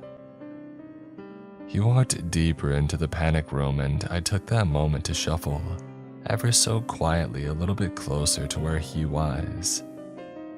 "I knew it," the man yelled. The hate and menace in his voice made me wince. Seconds later, he came storming out of the panic room with something in his hands. I couldn't make it out at first, but when he swung it against the door, I realized that it was an engineer's hammer. He pounded at the door. The handle snapped off after several swings. Light from the outside room poured through the hole. The man pressed his face against the opening and scanned the primary bedroom. He put his mouth to it and yelled, "I know you're out. When I find you, you're gonna wish that you were dead." For a dramatic flourish, he booted the closet door. It violently swung open, slamming into the doorstop and vibrating like a tuning fork. He walked through, clutching the hammer hard in his hand. He had murder on his mind. I was just glad that he wasn't coming after me. The now familiar sound of footsteps running down the hall prompted the man to sprint after them. I heard a door slam across the house. The rhythmic pounding of the hammer on the door handle soon followed, creating the worst-sounding drum and bass track of all time. "The last man at the bar screws the ugliest broad." Dad, for my memories, confirming what my gut already knew. It was time to split. I pushed through the clothes and crept toward the closet door. I had a clean path to the window. The man was preoccupied with his hammer. I didn't want to imagine where the ghoul was. I was 15 feet from freedom, so why couldn't I convince myself to leave? I knew I should. Self-perseverance screamed at me to fling open the window, shimmy shake down the drain pipe and sprint to my car. I felt my dad pushing me from behind the grave. "Move it! The fuzz will be here soon." But something was holding me back. If this guy killed someone and I didn't stop it, I would never forgive myself. I would have that person's blood on my hands. I couldn't carry that weight. I'm a crook, not a monster. Sighing, I changed course and headed for the panic room door. I needed to see what was happening. I also needed to find out where the cameras were located in the house, so I wouldn't inadvertently show up on one. It might also show me another pathway to escape if the need arose. My mouth hit the floor as I walked into the panic room. A bank of monitors displayed nearly every inch of the house inside and out. I had spotted the outside cameras while I cased the place and found a dead zone between them. That was not true inside. There was a camera pointed directly at the window that I had climbed through, and there was one looking at me right now. The man wailing on the handle caught my eye though.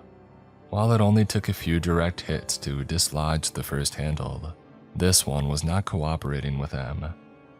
I watched him take 6 massive swings and nothing. It held firm, top quality handle. I looked around for anything else that I could use for a weapon and I came up empty. Maybe there would be something that I could use in the bedroom. With the man focused on trying to break down the door, I eased my way out of the closet and into the room. The place was spotless. Nothing dangerous in here but unearned wealth and a few scruples. There wasn't anything that I could use to counteract a hammer swing. "Come on," I muttered.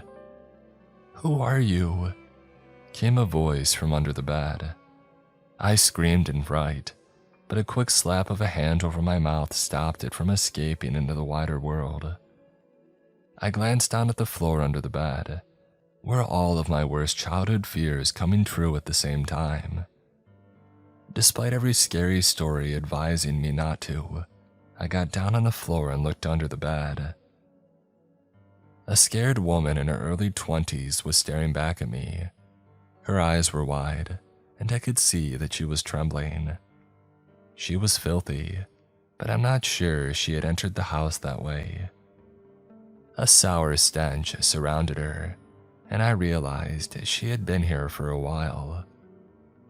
She had broken and bloody fingernails, as if she had been trying to pry open a stuck door. On the back of her hand, I saw a raised pink helix of freshly branded skin, a shape that I instantly recognized. A triangle inside of a pentagon. "Who are you?" she asked again. Her voice was a vapor. Might as well be honest. "A thief," I said. "Who the hell are you?" He kidnapped me. He's been holding me for 2-3 weeks," the woman said, her voice breaking. "He was gonna sacrifice..." Her voice caught again. He's a monster." Suddenly the phone conversations the man had with Pete made more sense. It chilled me. Whatever he had planned for this woman would not be pleasant. "What's your name?" "Inez," she said. "Brian," I said. "He's busy, Inez. Let's get out of here." "But I can't." "What? Why?" "Not yet." "He's chasing shadows," I said, my voice transforming from a whisper to a yell. "Now's the chance." "I promised him I would help finish the job." "You promised the monster?" "No." At once, all the lights in the house flicker and shut off. With every electrical machine off, the house felt still, abnormally quiet. I could feel my heartbeat. It vibrated through my whole body. Wait, no, that wasn't my heart. The entire house was vibrating. "I promised the demon that I conjured." "Who the hell is in my bedroom?" the man yelled from down the hall. "She's my prize, you hear? Tell Pete to find his own lamb." "Get under here, Brian." I wasn't going to argue. I dropped to the floor and army crawled under the bed. As soon as my legs were safely under, the entire house shuddered again, rolling like an earthquake. My stomach flipped, and I chewed back the vomit that had charged the gates. As fast as it came, it left. both my bile and the house. It was still again. The only noise that I heard was the chain of the fan gently tapping against the dome light. "Whatever you do, don't look at it," Inez whispered. I shut my eyes. A concussive explosion blew out the door down the hall. I heard the man cry out before his body thumped against the wall. A sickening crack of bone snapping on impact echoed down the hall. "What the?" Two thunderous, house-rattling stomps followed. The man was whimpering in pain and fear, and God knows what else. I heard him stand, but before he could flee, the air shattered with the sound of dozens of different people's agonizing screams and a low rumbling growl. "Oh my God!" the man yelled, the panic in his voice palpable. His brain's terror messages finally connected with his legs. The next thing we heard was the thumping of footsteps rushing toward us. Why not leave? I thought. The stairs to the exit were right there. But then it dawned on me. He was trying to get into his panic room. The place where he believed his money had bought him security. His sanctuary. His safe place. What he didn't understand was that there would be no protection there. He wasn't going to find a shelter to shield him from the bomb. He was going to find his tomb. As soon as he had crossed the threshold of his door, an invisible force shoved him in the back, ragdoll-like, and he flew through the air, crashing into the window. It shattered, glass fell around him like those shimmering jewels that I had seen on the brooch. The man landed with a thud next to the bed. Despite Inez's warning, I opened up my eyes as his body crashed near us. I saw the man. He saw me. Blood leaked out from dozens of slices across his arms and face. There was a burn mark on his back and his skin sizzled. You could smell the stink of cooked meat. Think about what went through his brain at that moment. An unholy monster was chasing him, threatening him. His life was on the line. He's just suffered traumatic injuries. And then he sees a strange man hiding under his bed with the woman he planned to use for some ungodly and horrific ritual.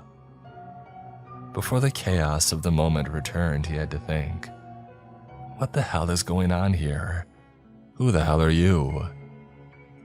The man attempted to stand, but a scaled, covered hand seized him in an iron grip. He struggled, yelled, pleaded, but he couldn't break free.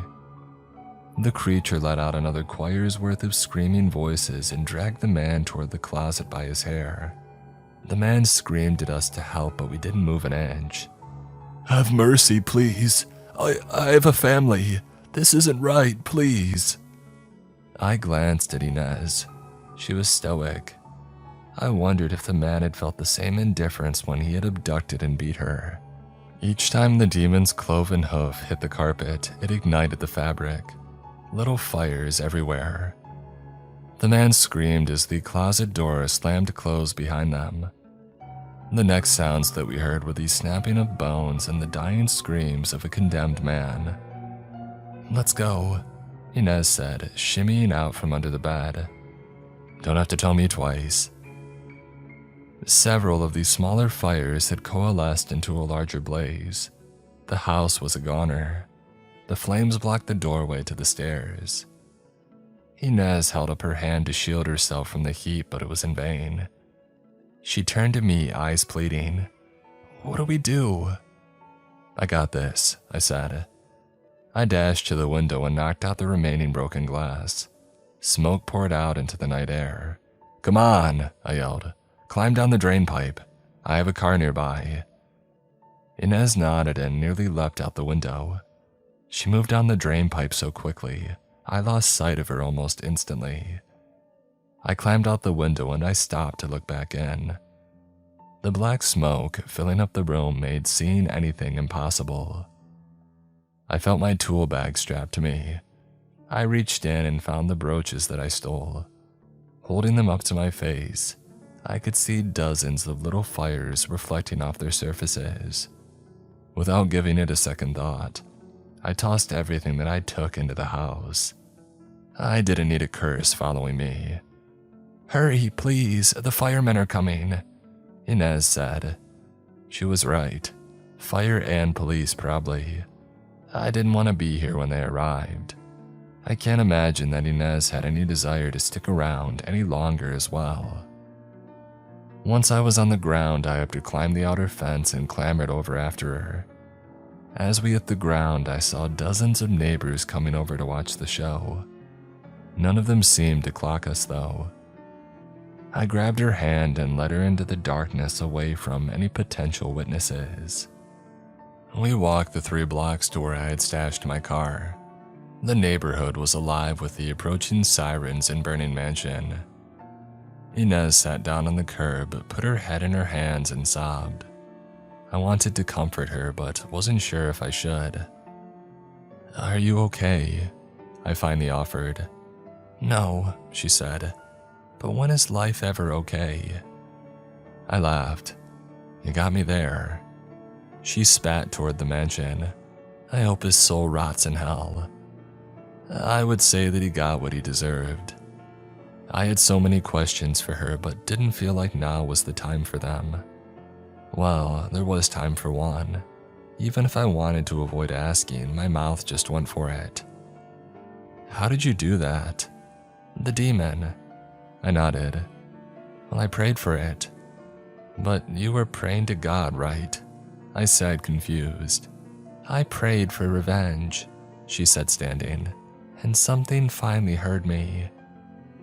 "Did you promise it anything? Do you owe it your soul or something?" She gave me a weak smile and wiped away her tears. I would never get that answer.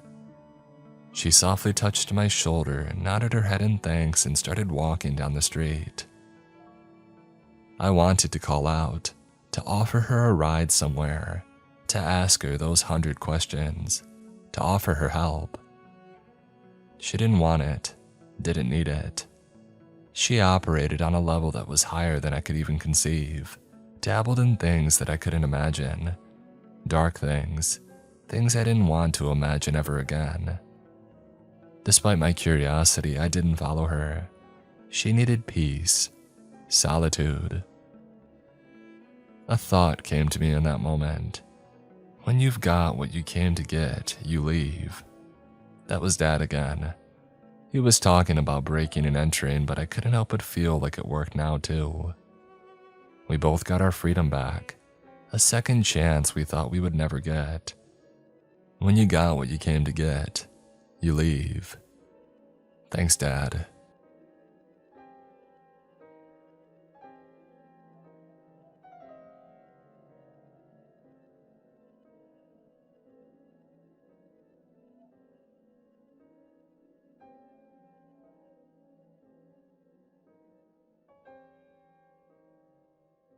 Damon McCory, Rain, Big Country Allen, Nelson Asada, Dice Screaming, Meat Cashier, Malcolm Black, Dalla Magara, Justin Fotenauer, That One Woodsman, Die Can't Play, Dino, Deggy, MP Massacre 91, Leon Knott, SWAT, Kathy McGuire, Jimmy Griffin, Miss Eldridge, Dragon Slayer 048, Takeo Zarilla, Sanjay Anthem, Sleepy Shroomy, Mark Norman, Mina Lingitter, Richard French, yours truly, Omni Rubix, Sonic GMT, Wayward Son, Caleb Windsor, Never Enough, Russell and Flo, Stevie B7649, Ray Weingartner, Stephen King 04, Shrimpo the Shrimp, Genevieve Sweet, Lone Wolf Sam, Ivory Sage, Lunas TV, I Am Loki 5849, Chicago Born and Bred, Paige Martin, Jacob Bartlett, Deuce, Chris Lalone.